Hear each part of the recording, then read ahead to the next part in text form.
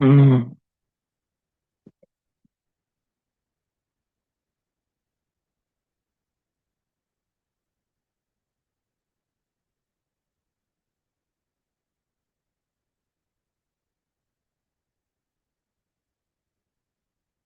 Arjun, ma'am. Good morning, sir. Good morning. Very How are long you? time. I am fine. Exactly. क्या किया आपने इस 2 weeks में? Rest, rest, rest. Only rest? Yes. और थोड़ा बहुत कोई वैसे आगे रिसर्च किया ओके, कोई न्यू कुछ और एक्टिविटी, चीजों। कोई न्यू स्किल या फिर न्यू एक्टिविटी के ऊपर काम नहीं किया आपने? नहीं, वैसे बाहर भी गए थे इस वीक में, ट्रैवल के लिए भी किया है। और वो ओके। की हम्म। और दूसरी चीजें फाइंड की हैं। ओके, स्टॉक्स वगैरह पे कुछ काम किया आपने? कोई स्टॉक्स ये वगैरह कुछ थोड़ा बहुत आइडेंटिफाई? वही चीजें सर देखी। ओके। वही थोड़ा बहुत एनालिसिस किया। हम्म। तो कोई स्टॉक आपको मिले, अच्छे स्टॉक्स? स्टॉक्स वगैरह में सर करना छोड़ दिया। मैं बस ईटीएफ्स और म्यूचुअल फंड्स ही देखता हूँ कि उनमें मुझे ढंग से नॉलेज है। Okay, but they are long term instruments, right? वो थोड़े यस। लंबे समय के लिए, मे बी 4 to 5 years ऐसे ड्यूरेशन के लिए बेटर है। Otherwise for the shorter duration you must go with stocks. Yes sir. है ना? तो स्टॉक्स के ऊपर भी थोड़ा सा कंट्रोल होना चाहिए। एंड कहीं ना कहीं वो ज़्यादा बेटर तरीके से हेल्प कर देगी, क्योंकि अदरवाइज आप देखो, अगर ईटीएफ्स और म्यूचुअल फंड्स के अंदर जो आप पैसे इन्वेस्ट कर रहे हो, तो वो पैसे भी कहाँ जा रहे हैं? वो इन्हीं स्टॉक्स के ऊपर जा रहे हैं, हम्म। राइट? तो अगर वो स्टॉक्स आइडेंटिफाई करना आपको ही आ जाए, तो आप उनको पैसा क्यों दोगे? हाँ, वही बात है सर। है बट ना? अभी नॉलेज नहीं है ना पूरी तरीके से। एग्जैक्टली, बट कोशिश करती रहनी चाहिए, मे बी कुछ ना कुछ बेहतर मिल जाए अपने आप ही सीखने को। है ना? क्योंकि बहुत सारे ऐसे स्टूडेंट्स होते हैं जो बिना क्लासेस के भी बहुत सारी नॉलेज होती है उनके पास ऑलरेडी। हम्म।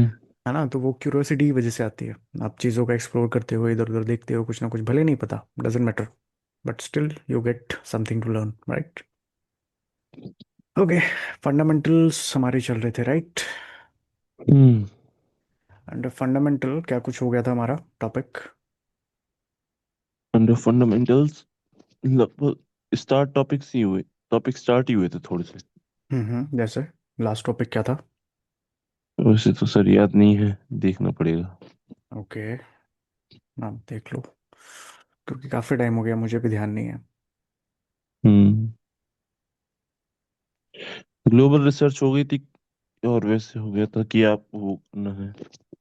ग्लोबल रिसर्च तो बहुत इनिशियल टॉपिक है, वो तो एकदम शुरुआत में हुआ था, उसके बाद भी काफ़ी कुछ किया होगा हमने। Okay, let's revise, right? थोड़ा सा रिवाइज करते हैं ताकि क्या यस कुछ सर। हुआ है वो क्लियर हो जाए। अंडर फंडामेंटल एनालिसिस हमने देखा कि there are 3 kind of fundamental analysis. First is economic analysis, then industry analysis, then yes. Company analysis, right? Global research का पार्ट। है ना? तो ग्लोबल रिसर्च इकोनॉमिक एनालिसिस का पार्ट है, जिसमें हम बड़े लेवल पे हम्म। बहुत सारी चीज़ों का एनालिसिस करते हैं, और फिर हम डिसाइड करते हैं कि पर्टिकुलर, अगर मैं इंडियन नहीं हूँ, मैं कोई फॉरेनर हूँ और मैं इन्वेस्ट करना चाहता हूँ, तो मैं किस कंट्री में इन्वेस्ट करूँ? और suppose I am Indian and still I have lots of other countries to invest, and I am looking for other countries कि मैं किस कंट्री में इन्वेस्ट कर दूँ, तो वो आइडेंटिफाई करने के लिए मुझे कहीं ना कहीं ग्लोबल रिसर्च की जरूरत पड़ेगी, राइट? हम्म। तो उस ग्लोबल रिसर्च के अंदर अपने पास क्या आता है? वहाँ पे हम oil prices, metal prices which comes under commodities, right? Commodities को देखते हैं। कमोडिटीज के बाद फिर हमने देखा करेंसी एक्सचेंज वगैरह को, राइट? करेंसी एक्सचेंज के बाद हमने देखा इंटरनेशनल ट्रेड पॉलिसीज को, ग्लोबल इकोनॉमिक इंडिकेटर्स को, राइट? फिर पॉलिटिकल इवेंट्स आ गए, ग्लोबल इंटरेस्ट रेट आ गया, जो कि आरबीआई हमारे इंडिया के अंदर मेजर मेजर करता है, इस चीज़ को डिसाइड करता है। देन कम्स पेंडेमिक, और फिर हमने मॉनसून, टेररिस्ट अटैक, है ना, इस तरह की बहुत सारी चीज़ें हैं। ये सब ग्लोबल रिसर्च का पार्ट है, जो कि आप एक बड़े लेवल पे कोई भी पर्टिकुलर कंट्री को डिसाइड करते वक्त सर्च करते हो, right? After this yes. Comes your rating agencies, है ना? बेसिक चीज़ें, रेटिंग एजेंसीज हमने देखी थी। कौन कौन सी हम्म। थी? क्रिसिल, केयर, आईसीएआर, है ना? आईसीआई। राइट? यस। केयर, है ना? तो ये तीन तीन रेटिंग एजेंसीज हैं। दो हमने म्यूचुअल फंड्स के अंदर देखी थी, बट वो रेटिंग एजेंसीज जो हैं बेसिकली सिर्फ म्यूचुअल फंड को रेट करती हैं, morning star and value research, right? Value research. और वो यस। सिर्फ म्यूचुअल फंड्स के लिए होती हैं, उनसे ज़्यादा उनका काम नहीं है। बट ये तीन rating agencies, CRISIL, care and ICAR, इनका काम है ओवरऑल हर चीज़ को रेट करना। तो अगर आप किसी कंट्री पे इन्वेस्ट करना चाह रहे हो, तो वहाँ पर भी आपको क्रिसिल, केयर, इन सब की रिपोर्ट्स मिलेंगी, राइट? और with the hmm. Help of these reports आप आइडेंटिफाई कर पाओगे कि whether this country is fundamentally good और नॉट टू इन्वेस्ट, राइट? तो वो डिसीजन लेने में आपकी हेल्प होगी।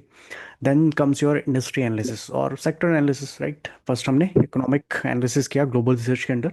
देन इसके बाद इंडस्ट्री एनालिसिस या एक पर्टिकुलर सेक्टर का एनालिसिस, इसके अंदर हमने ऑयल एंड गैस का एग्जांपल लिया था, जिसमें हमने upstream, mid stream and down stream, तीन तरीके से चीज़ों को देखा था, राइट। कोई भी एक सेक्टर होता है, उसके अंदर वेरियस सब सेक्टर्स होते हैं, तो सब सेक्टर्स को आइडेंटिफाई कैसे करना है वो हमने ऑयल एंड गैस के एग्जांपल के थ्रू देखा था। बाकी सेक्टर्स को देखना कैसे, ये आपको शायद मैंने मनी कंट्रोल के थ्रू दिखाया था। Do you remember this thing? The hmm. Money control website पे हमने हाँ सर। सेक्टर्स देखे थे, है ना। तो एक यस। पर्टिकुलर जैसे ऑटोमोबाइल का एग्जांपल, हमें तो ऑटोमोबाइल पता है, लेकिन उसके अंदर हमने देखा गियर्स, ब्रेकिंग फोर्स वगैरह वगैरह, वो कम से कम 20 के करीब सब सेक्टर्स थे। तो ऐसे ही हमें कहाँ से आइडेंटिफाई करना है ये भी आपको आइडिया है। Then comes company financials, third part, right. तो कंपनी के अंदर हमने रेवेन्यू, प्रॉफिटेबिलिटी, इन सब के ऊपर बात करी, जिसमें हम पास्ट 2 ईयर्स की प्रॉफिट ग्रोथ को देखते हैं। देन कम्स ROE, है ना, इस तरह की चीज़ों को देखते हैं। देन बैलेंस शीट एनालिसिस आ जाता है, जिसमें हम लिक्विडिटी वगैरह का थोड़ा सा मेजर करते हैं। Then comes your cash flow analysis, जिसके अंदर हम कंपनी के अंदर एक लिमिटेड लेवल पे कैश फ्लो का मेंटेनेंस है या नहीं, पैसे नॉर्मल लेवल पे अवेलेबल है या नहीं, छोटे मोटे काम के लिए भी है या नहीं, राइट। कहाँ से आ रहा है, कहाँ को जा रहा है, इसका आइडेंटिफिकेशन हो जाता है। ये कैश फ्लो के अंदर है। देन कॉर्पोरेट गवर्नेंस हमने देखा किसी भी कंपनी के अंदर, जो कंपनी के ओनर्स हैं, प्रमोटर्स हैं, उनके उन्होंने कोई स्कैम वगैरह तो नहीं कर रखा है पहले से, राइट। क्योंकि अगर ऐसा कुछ है तो आप डेफिनेटली पहले ही बच जाओगे इन्वेस्ट करने से। तो ये सारी चीज़ों का आइडेंटिफिकेशन कंपनी एनालिसिस के अंदर करते हैं। इसमें वैल्यू मैट्रिक्स, वैल्यूएशन मैट्रिक्स भी हमने देखा था, राइट। हमने कुछ PE रेशियो, PB रेशियो, है ना, और PS ratio, price to sales, price to book and price to what. PE ratio क्या था, do you remember? Price to earning ratio. Yes, price to earning ratio, हमने ये तीनों ये रेशियोज को पढ़ा था, कंपैरेटिवली किस क्या मिल रहे हैं, अगर है ना। दो स्टॉक्स एक अलग अलग रेट पे है पर परफॉर्मेंस सेम है तो यस कौन यस सा यस, लेना बेस्ट है? कौन सी वैल्यूएशन अच्छी है किसकी, कौन सा वाला बेटर हम्म। है, राइट, हमें यस। कौन सा सस्ते में मिल रहा है, ऐसा कुछ हम बोल सकते हैं। तो हमने वैल्यूएशंस के अंदर देखा। देन इसके बाद हमने डिविडेंड यील्ड के बारे में जाकर के देखा। डिविडेंड यील्ड के अंदर क्या होता है, एक तो हमने डिविडेंड यील्ड और पॉलिसीज के रिलेटेड देखा था बेसिकली। डिविडेंड यील्ड क्या होता है, कोई भी कंपनी साल भर में अपने स्टॉक के प्राइस के कंपैरिजन में कितना डिविडेंड डिस्ट्रीब्यूट कर देती है, that is hmm. Called dividend yield. तो हमने डिविडेंड यील्ड देखा, हमने डिविडेंड पे आउट रेशियो देखा, जहाँ पे एक कंपनी कितना dividend out of the EPS, earning per share में से कितना परसेंट डिस्ट्रीब्यूट कर देती है, 50%, 60%। मेजर ऑफ द केसेस में आप देखोगे कि 40 to 50% के आसपास ये डिविडेंड पे आउट रेशियो होता है कंपनीज हम्म। के अंदर, हेल्दी कंपनीज के अंदर, राइट। फिर हमने उसके अंदर सेक्टर स्पेसिफिक मैट्रिक्स को देखा था, जैसे कि हमने NPA देखा था, राइट, ARPU देखा था। एक पर्टिकुलर सेक्टर में लगते हैं ये। NPA जो था हमारा, वो बैंक्स के ऊपर लगता है, only non performing assets. ARPU सिर्फ अपने टेलीकॉम सेक्टर्स के ऊपर रखता है, एवरेज रेवेन्यू पर यूजर, राइट। तो ये सारी चीज़ें थी। देन इसके बाद अब हमारा जो कंटिन्यू होना है वो है beta, right. What is beta? What is? Beta को आप बोल सकते हो, it is a sensitivity of a stock, it is a sensitivity of a rock stock given the change in Nifty, right. Nifty में थोड़ा सा भी अगर कुछ बदलाव आता है, निफ्टी ऊपर जाती है, नीचे जाती है, तो उसके कंपैरिजन, उसके कंपैरेटिवली जो हमारा स्टॉक है, अगर मैंने उसमें इन्वेस्ट कर रखा है या मैं उसको ऑब्जर्व कर रहा हूँ, तो वो पर्टिकुलर स्टॉक में कितना मूव पाएगा, वो थोड़ा बहुत ऊपर जाएगा या नीचे जाएगा। फॉर एग्जाम्पल, आपने देखा होगा मार्केट गिर रहा होता है किसी भी दिन, रैंडम डे आप देखोगे मार्केट गिर रहा है, बट उस दिन भी कुछ स्टॉक्स होते हैं जो 20% का अपर सर्किट लगा के बैठे होते हैं, 20%। हम्म। तो इनमें तो कुछ अलग बात है, ये तो मार्केट को फॉलो नहीं कर रहे, है ना। तो ये कैसे हो रहा है, ये बीटा से पता चलता है हमको, right. Beta is nothing but a sensitivity, वो स्टॉक जिसकी भी हम बात कर रहे हैं, वो स्टॉक कितना सेंसिटिव है कंपेयर टू सर निफ्टी। मे भी शायद ये टॉपिक नहीं हुआ है, हाँ डिविडेंड एग्जैक्टली बिल तक ही है। एग्जैक्टली एग्जैक्टली, डिविडेंड तक हुआ है, तो बीटा से हमारा शुरू होना था, राइट। हम्म। बीटा से हमारा कंटिन्यू होना है। ये एक सेंसिटिविटी है एक स्टॉक की, राइट। हम बीटा हम्म। से कोई भी जो नंबर्स हमारे पास आएंगे, इसका मतलब वो बिल्कुल नहीं होगा कि वो पर्टिकुलर स्टॉक उतना ही मूव करेगा जितना उसका बीटा है, नहीं। बीटा इज अ सेंसिटिविटी, वो इतना मूव कर सकता है, राइट। हम्म। कंपैरेटिव एनालिसिस है कि वो इतना मूव कर सकता है। नाउ बीटा के कुछ कंडीशंस हैं, अगर मैं आपको यहाँ पे क्लियरली मेंशन कर दूँ तो ज़्यादा इजी रहेगा इससे। First of all can say there are 3 to 4 kind of beta, right? First one is beta is equal to 1. This is first condition, जहाँ पे कोई भी स्टॉक जिसका बीटा 1 होता है, ये एक सिचुएशन होगी। मैं हर सिचुएशन को समझाऊंगा, अभी मैं आपको एग्जांपल्स दे रहा हूँ, right. Second situation is beta smaller than 1, this is second situation, right. Third situation, beta greater than 1, एक से ज़्यादा बीटा वाले भी स्टॉक्स हो सकते हैं।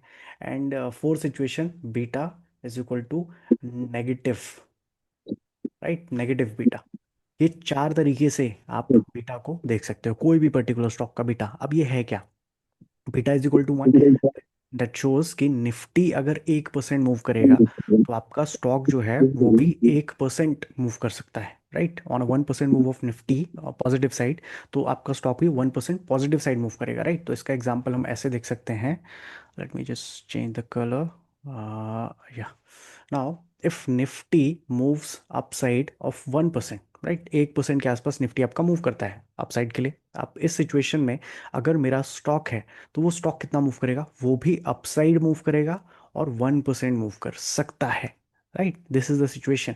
कोई भी स्टॉक जिसका बीटा एक है वो इस चीज़ को सिग्निफाई करता है कि अगर निफ्टी 1% मूव कर रही है तो वो पर्टिकुलर स्टॉक जो है वो भी 1% up side move, same direction में मूव कर सकता है, ज़रूरी नहीं कि करेगा।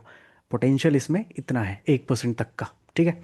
Now second situation, beta negative, beta smaller than 1। इस सिचुएशन में क्या है कि Nifty, for example, Nifty moves upside 1%, Nifty 1% ऊपर मूव करती है और मेरे स्टॉक का बीटा कितना है, लेस देन 1। तो लेस देन 1 कितना, मे बी 0.7, है ना, एग्जाम्पल के लिए 0.6, 0.5 कुछ भी हो सकता है। तो मेरा स्टॉक भी अपसाइड मूव करेगा, लेकिन उसका बीटा अगर 0.7 है तो वो 0.7% तक मूव कर सकता है अपसाइड, राइट। निफ्टी 1% मूव करेगा बट ये थोड़ा कम मूव करेगा। नाउ अदर सिचुएशन जो है उसके अंदर है कि निफ्टी मूव्स 1% अपसाइड और मेरे स्टॉक का बीटा ग्रेटर देन 1 है। ग्रेटर देन 1 कुछ भी हो सकता है, 2, 3, राइट। 3, 4 से ज़्यादा बीटा होते ही नहीं है, 3 से ज़्यादा बीटा नहीं होता।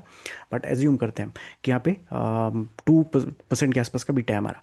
1% के निफ्टी के मूव में जो हमारा स्टॉक है वो अपसाइड मूव करेगा ऑलमोस्ट 2%, राइट, क्योंकि बीटा ग्रेटर देन 1 है। निफ्टी 1% के मूव पे ये 2% मूव कर जाएगा। और लास्टली जो हमारा बीटा है वो है नेगेटिव, दैट शोज कि निफ्टी अगर अपसाइड मूव करता है 1%, एक हम्म। परसेंट तो इस सिचुएशन में जो हमारा स्टॉक है वो क्या करेगा, हमारा स्टॉक डाउन साइड मूव करेगा। निफ्टी अपसाइड मूव कर रहा है, अभी आपने देखा था इन सब के अंदर सेम सिचुएशन थी, ये सब क्या कर रहे थे, निफ्टी को फॉलो कर रहे थे।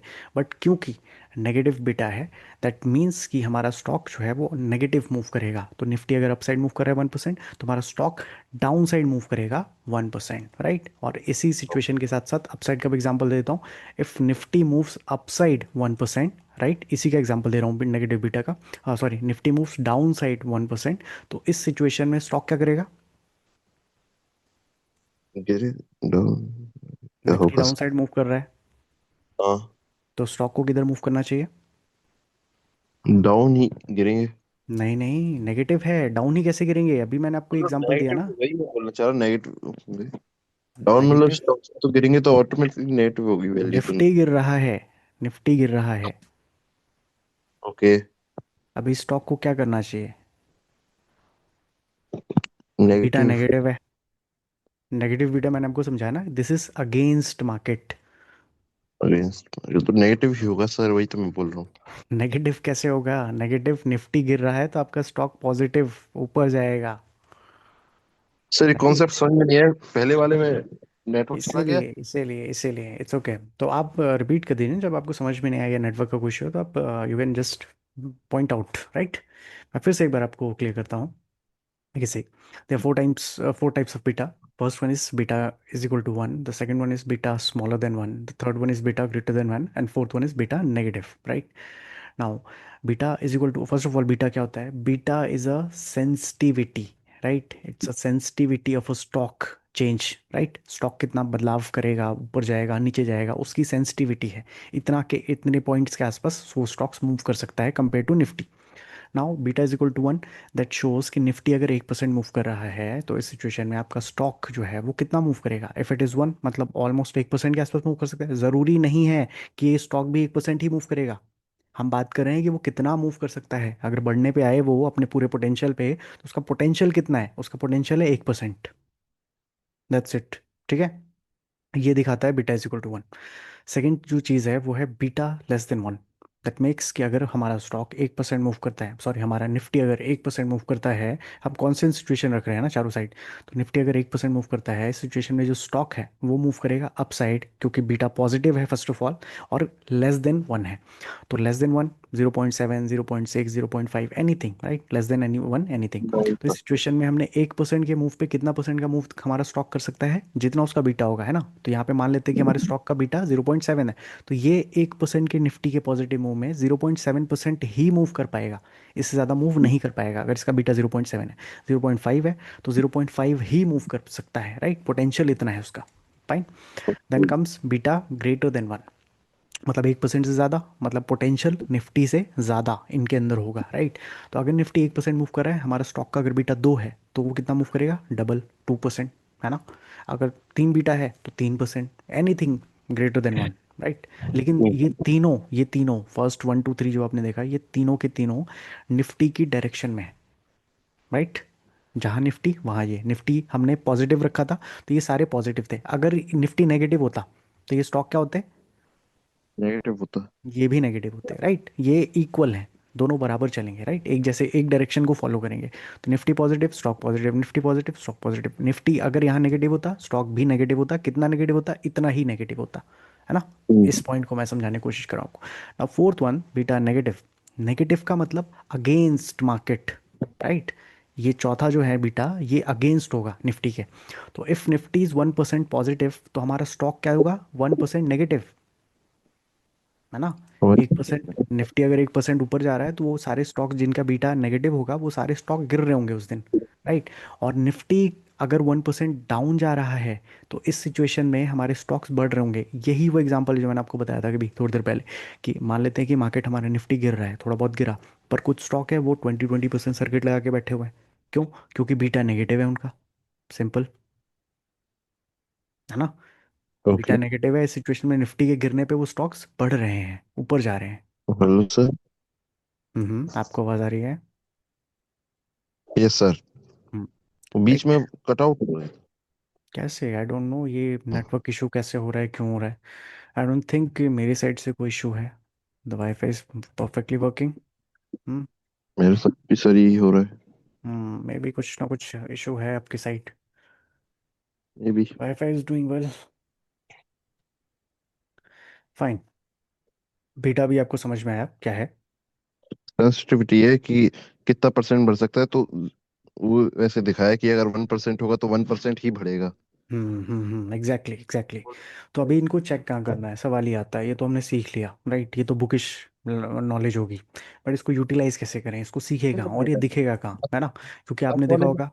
हाँ हाँ। ये पूछ रहा हूँ, लास्ट वाले में वॉइस ब्रेक हुई है, लास्ट वाला समझ में नहीं आया है कि लास्ट उसके वाला, बढ़ने पे तो फर्क पड़ रहा है, पर गिरने से वो कैसे बढ़ सकता है। क्योंकि ये अगेंस्ट है, क्योंकि ये नेगेटिव है, राइट, ये बीटा नेगेटिव है। नेगेटिव बीटा मतलब जो भी निफ्टी का मूव होगा उसके अगेंस्ट ही करेगा आपका स्टॉक मूव, है ना। ओके। ये सिचुएशन है कि if Nifty is positive, stock will be negative. If stock is Nifty is negative, stock will be positive. तो ये निफ्टी को ही फॉलो करता है सर, सिर्फ कि किसी को भी कर सकता है। नहीं, हम कंपैरिजन के लिए यूज कर रहे हैं निफ्टी को। Nifty okay. तो बेस है ना, वो तो बेसिक चीज है। हम्म।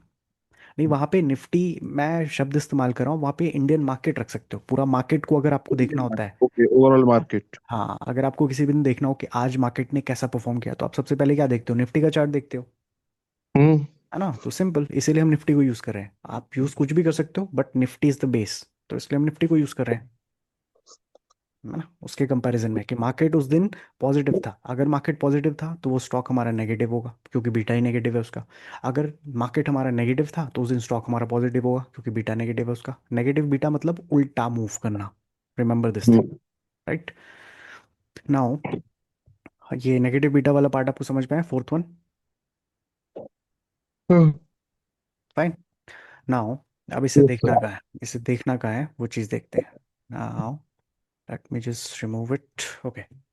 आपने देखा होगा कि हमने फंडामेंटल्स के लिए स्क्रीनर करके एक वेबसाइट यूज़ करी थी, है ना। ये जिसके अंदर किसी भी स्टॉक का, फोर्टिस का एग्जांपल अगर मैं डालता हूँ, तो आपको कुछ कंडीशन दिख जाती हैं, उसके फाइनेंशियल्स आ जाते हैं, balance sheet, profit and loss, cash flow. But यहाँ कहीं बीटा नहीं आया, और बीटा इसमें आता भी नहीं है। तो बीटा के लिए स्पेसिफिकली एक अलग स्क्रीनर पे हमें जाना पड़ता है। हालांकि बीटा इतना ज़्यादा इंपॉर्टेंट नहीं है, उसको इतनी ज़्यादा इंपॉर्टेंस देना मत। कभी कभी लोगों को लगता है कि अगर मार्केट में ऐसा ऐसा मूव आ रहा है जैसा हमने डिस्कस किया था, तो उस सिचुएशन में तो वो स्टॉक इतना मूव कर जाएगा। ये तो मुझे भविष्यवाणी पता लग गई कि निफ्टी 1% मूव कर रहा है, तो वो स्टॉक भी 1% मूव करेगा, तो मैं पहले उसको खरीद लूँ। नहीं, मैंने ये नहीं बोला ना कि वो स्टॉक भी उतना मूव करेगा, मैंने ये बोला कि वो सेंसिटिव है इतना, 1% मूव करने जितना, है ना, वो कर 1% मूव सकता है। कर सकता है, रिमेंबर दिस थिंग हमेशा, वो कर सकता है, ज़रूरी नहीं कि वो करेगा।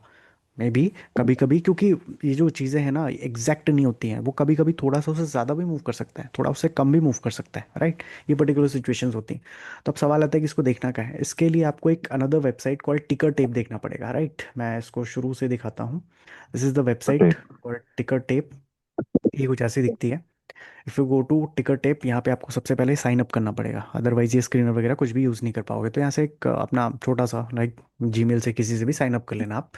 साइन अप करने के बाद अब इस टिकर टेप टेप के अंदर आपको बीटा कैसे देखना है वो मैं समझाता हूँ, राइट। उसके लिए सबसे पहले आपको यहाँ पे स्क्रीनर दिखेगा, right. Is it visible? Yes. Okay, तो just click on screener. Screener पे क्लिक करते ही कुछ ऐसा पेज खुलेगा, इसके अंदर आपको स्टार्ट स्क्रीनिंग करके एक बटन दिखेगी। Just click on start screening, right. और इसके बाद कुछ ये ऐसा प्लेटफॉर्म आपके सामने है नाउ। यू सी, ये आपकी कंडीशंस हैं जो इन्होंने ऑलरेडी लगा करके दी हैं, राइट। क्या क्या? पीबी रेशो, और उसके बाद return on equity, ROE, one day return, one month return, P ratio, closing price, ये कुछ बेसिक कंडीशन इन्होंने लगा रखी है। हमें इसका काम नहीं है, हमें क्या चाहिए, हमें चाहिए बीटा। तो मैं चाहूँ तो इनको रिमूव कर सकता हूँ, चाहूँ तो छोड़ सकता हूँ। तो अभी हमें सिर्फ बीटा चाहिए, इसलिए मैं इनको रिमूव कर देता हूँ। जस्ट क्लिक ऑन रिमूव, और ये सारे हट जाएंगे, राइट, लाइक दिस। तो यहाँ से मैंने सारी कंडीशन हटा दी, अभी कोई कंडीशन नहीं है, राइट। तो स्टॉक अभी कैसे दिखेंगे हमें? हमें स्टॉक दिखेंगे मार्केट कैप के हिसाब से, जैसे आपको मनी कंट्रोल पे याद होगा, जब कोई सेक्टर हमने सेलेक्ट नहीं किया होता तो सबसे ऊपर जिसका सबसे बड़ा मार्केट कैप है वो आता था। तो वैसे ही यहाँ पे आपको रिलायंस, एचडीएफसी, भारती, है ना, इस तरीके से दिखेंगे। नाउ मुझे बीटा ऐड करना है, तो just click on add filter. Add filter पे आया, ऐसे आपने क्लिक किया, यहाँ पे मल्टीपल कंडीशंस हैं, इनके अंदर बीटा मिलेगा। तो मैं कैसे ढूंढूं? ढूंढने के लिए just click on search, simple. Search पे जाना है आपको, यहाँ पे बीटा डालना है। आपने बीटा डाला, ये बीटा दिख जाएगा, जस्ट टिक और डन, ये कर दिया आपने। अब आप देखोगे ये बीटा इसके अंदर लग चुका है, सारे जो भी स्टॉक आपके सामने है उसका बीटा आपको दिखेगा क्लियरली। जैसे रिलायंस इंडस्ट्रीज का बीटा कितना है, 1.18%। H D F C bank का बीटा कितना है, 0.95, 0.95। दैट शोज कि ऑलमोस्ट निफ्टी के जैसा ही फॉलो करेगा ये। आपने देखा होगा जिस दिन मार्केट गिर रहा है उस दिन H D F C bank भी गिरा हुआ है थोड़ा सा, जिस दिन मार्केट बढ़ रहा है उस दिन H D F C bank भी बढ़ा हुआ है थोड़ा सा। तो ये ओवरऑल फॉलो कर रहा होता है उनको। और ये बड़ी कंपनीज है, निफ्टी 50 के अंदर आने वाली कंपनीज है, टॉप 50। तो इनके बीटा कभी भी आपको बहुत ज़्यादा नहीं मिलेंगे, ऑलमोस्ट एक के आसपास मिलेंगे, राइट। इसको न्यूट्रल, बीटा न्यूट्रल पोर्टफोलियो भी बोलते हैं लोग, जो कि प्रेफर करते हैं बनाना, राइट। वन बीटा के अराउंड, जो कि स्टॉक्स ऐसे मिलेंगे आपको जो थोड़े लेस सेंसिटिव हैं, मतलब मार्केट के अकॉर्डिंग ही मूव करते हैं, fine. You can see okay. Almost almost 1% के आसपास का बीटा ये स्टॉक्स कैरी करते हैं। नाउ किसी भी स्टॉक को अगर मैं देखूं, for example, let's check lastly Nifty ने कैसे परफॉर्म किया, पहले हमको वो देखना पड़ेगा। तो यहाँ से मैं एक बार निफ्टी को देख लेता हूँ। जस्ट हियर, 1 मिनट या, निफ्टी लास्ट सेशन में निफ्टी ने काफ़ी अच्छा परफॉर्म किया। You can see around 0.70%, 182 points Nifty ने मूव किया है ना। ओ। इसे रखता हूँ थोड़ी देर के लिए, या यू कैन सी कुछ ऐसा मूव आया है, प्रॉपरली मार्केट मूव कर रहा है, इवन ऑल टाइम हाई के आसपास पहुंच चुका है Nifty, right. The fresh high is this point. Lastly जो था वो 26,325 था, और अभी जो नया हाई बना है 26,340 बना है। Okay, this is the fresh high, right. ये सबसे हाईएस्ट पॉइंट है निफ्टी का, जो ये निफ्टी ने लास्ट सेशन में फ्राइडे को मूव किया है। निफ्टी पॉजिटिव था, अच्छा था। अब इस सिचुएशन में स्टॉक्स का क्या हाल है वो हमें देखना चाहिए, राइट। तो सबसे पहले यहाँ पे जो हमने बीटा ओपन किया था वहाँ चलते हैं, एंड वेट, हाँ, यहाँ पे आप देखोगे रिलायंस इंडस्ट्रीज, रिलायंस इंडस्ट्रीज का बीटा कितना है, 1.18। दैट मेक्स इट पॉजिटिव, है ना, पॉजिटिव है, 1% के आसपास बीटा है। तो अगर निफ्टी 0.70% के आसपास मूव कर रहा है, तो अगर इसका 1% बीटा है तो ये ऑलमोस्ट उसके जितना ही मूव करेगा, सेम, है ना। तो अगर अब मैं रिलायंस को देखूं, तो क्या उसने निफ्टी के बराबर मूव किया है? जस्ट यहाँ पे मैं रिलायंस डाल सकता हूँ, and here is your Reliance industries. Okay, you can see कितना मूव किया है इसने, ऑलमोस्ट आप देखोगे 1.06%, है ना। ये भी उतना ही, ऑलमोस्ट 1% के आसपास बीटा था, और 1% ही मूव किया है जितना ये कैपेबल था। ऐसा नहीं होगा कि निफ्टी थोड़ा सा मूव कर रहा है और रिलायंस आपको दिखेगा 5%, ऐसा कभी नहीं होगा, राइट। ऐसा कभी होने नहीं वाला। बट निफ्टी के बराबर ये मूव करेगा। अब इसने ऐसा मूव किया है, दूसरा हम एग्जांपल उठा लेते हैं। H D F C bank था अपने पास, राइट, सेकंड नंबर पे। तो H D F C bank का बीटा है 0.95, ऑलमोस्ट 1, ठीक है। मतलब निफ्टी पॉजिटिव है तो हमारे स्टॉक को भी पॉजिटिव होना चाहिए, Reliance H D F C bank को, और थोड़ा सा मूव करते हुए दिखना चाहिए। तो अगर मैं यहाँ पे H D F C bank डालता हूँ और देखता हूँ, तो यू कैन सी कितना मूव किया H D F C bank ने, ऑलमोस्ट 1%, है ना। 1% के आसपास का मूव है, यहाँ ऊपर टॉप पे आपको दिख जाएगा 1.05% के आसपास मूव किया इसने, जो कि कल लास्ट फ्राइडे का सेशन है ये। बाकी दिनों में देखो इतना मूव नहीं किया हुआ था, क्यों? क्योंकि निफ्टी भी इतना मूव नहीं करता था, बट लास्टली इसने मूव किया है, right, due to beta, positive beta and normal move, इसी वजह से ये मूव देखने को मिला है हमें, फाइन। अब कोई रैंडम स्टॉक उठाते हैं, ये तो निफ्टी वाले हो गए ना। कोई रैंडम स्टॉक, कोई भी स्टॉक का आप नाम लो, मे बी हम उसका बीटा तो चेक बीटा करते हैं। की वैल्यू हमेशा सेम रहेगी कि बदल भी सकती है? सारे बीटा बीटा की वैल्यू हमेशा बीटा की वैल्यू हमेशा सेम रहेगी कि कभी भी चेंज हो सकती है? ऑलमोस्ट 1 साल के लिए बीटा की वैल्यू सेम रहती ओके। है ना। और उसके बाद भी जो चेंज आते हैं 1 साल के बाद भी, तो वो इतना बड़ा चेंज नहीं होता कि 1% का बीटा था किसी का तो वो 0.2 हो जाएगा, ऐसा नहीं होने वाला। बहुत माइनर चेंज, बहुत माइनर, मे बी आप उसको ऑब्जर्व भी ना कर पाओ, है ना। और जीरो पॉइंट 1.7 है जीरो तो वन 80 हो जाएगा। एग्जैक्टली एग्जैक्टली, जैसे ये 0.77 है तो 0.75, 0.76 इतना हो सकता है। उससे कोई मेजर बदलाव नहीं आने वाला, तो आप यूं बोल सकते हो कि लगभग बीटा सेम रहता है, लगभग, फाइन। अच्छा, अब बीटा इसी की वजह से हमेशा गिर नहीं सकती वैल्यू? गिर सकती है, जिनका नेगेटिव होगा, जिनका नेगेटिव बीटा होगा वो स्टॉक आज गिरे होंगे। फ्राइडे को जैसे निफ्टी ऊपर गई है, ये तो पॉजिटिव बीटा वाले थे। नेगेटिव मतलब लिखा होगा ना पहले से ही, या हम्म। माइनस में बना होगा ना? हाँ, उनके उनके सामने माइनस होगा, राइट। तो यहाँ पे आप जब देखो, क्योंकि ये निफ्टी 50 वाले स्टॉक्स हैं, इनका नेगेटिव बीटा हो नहीं सकता। ये मार्केट में निफ्टी के साथ ही चलते हैं, क्योंकि निफ्टी के अंदर यही तो होते हैं 50 स्टॉक्स। हम्म। तो इनके अंदर तो नेगेटिव दिखने नहीं वाला।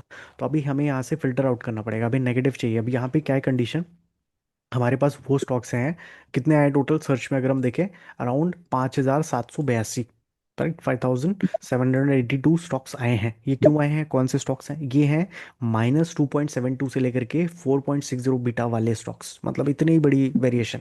हमें पॉजिटिव चाहिए नहीं, हमें नेगेटिव नेगेटिव चाहिए। तो मैं इसको थोड़ा सा यहाँ पे कम करके एक से नीचे ले आता हूँ, है ना। इसे कम करके एक से नीचे ऑलमोस्ट जीरो तक ले आता हूँ, ताकि मुझे नेगेटिव नेगेटिव मिले बस, राइट। ये अभी आप देखोगे ये सब नेगेटिव बीटा वाले आ गए, ये सारे नेगेटिव है। जितना नीचे जाऊंगा ऊपर जाऊंगा वो बीटा चेंज होता रहेगा। हाईएस्ट मुझे देखना है तो मैं यहाँ पे क्लिक कर सकता हूँ एक बार, तो इससे फिल्टर आउट हो जाता है सबसे ज़्यादा नेगेटिव बीटा, फिर कम नेगेटिव बीटा, राइट, इस तरीके से।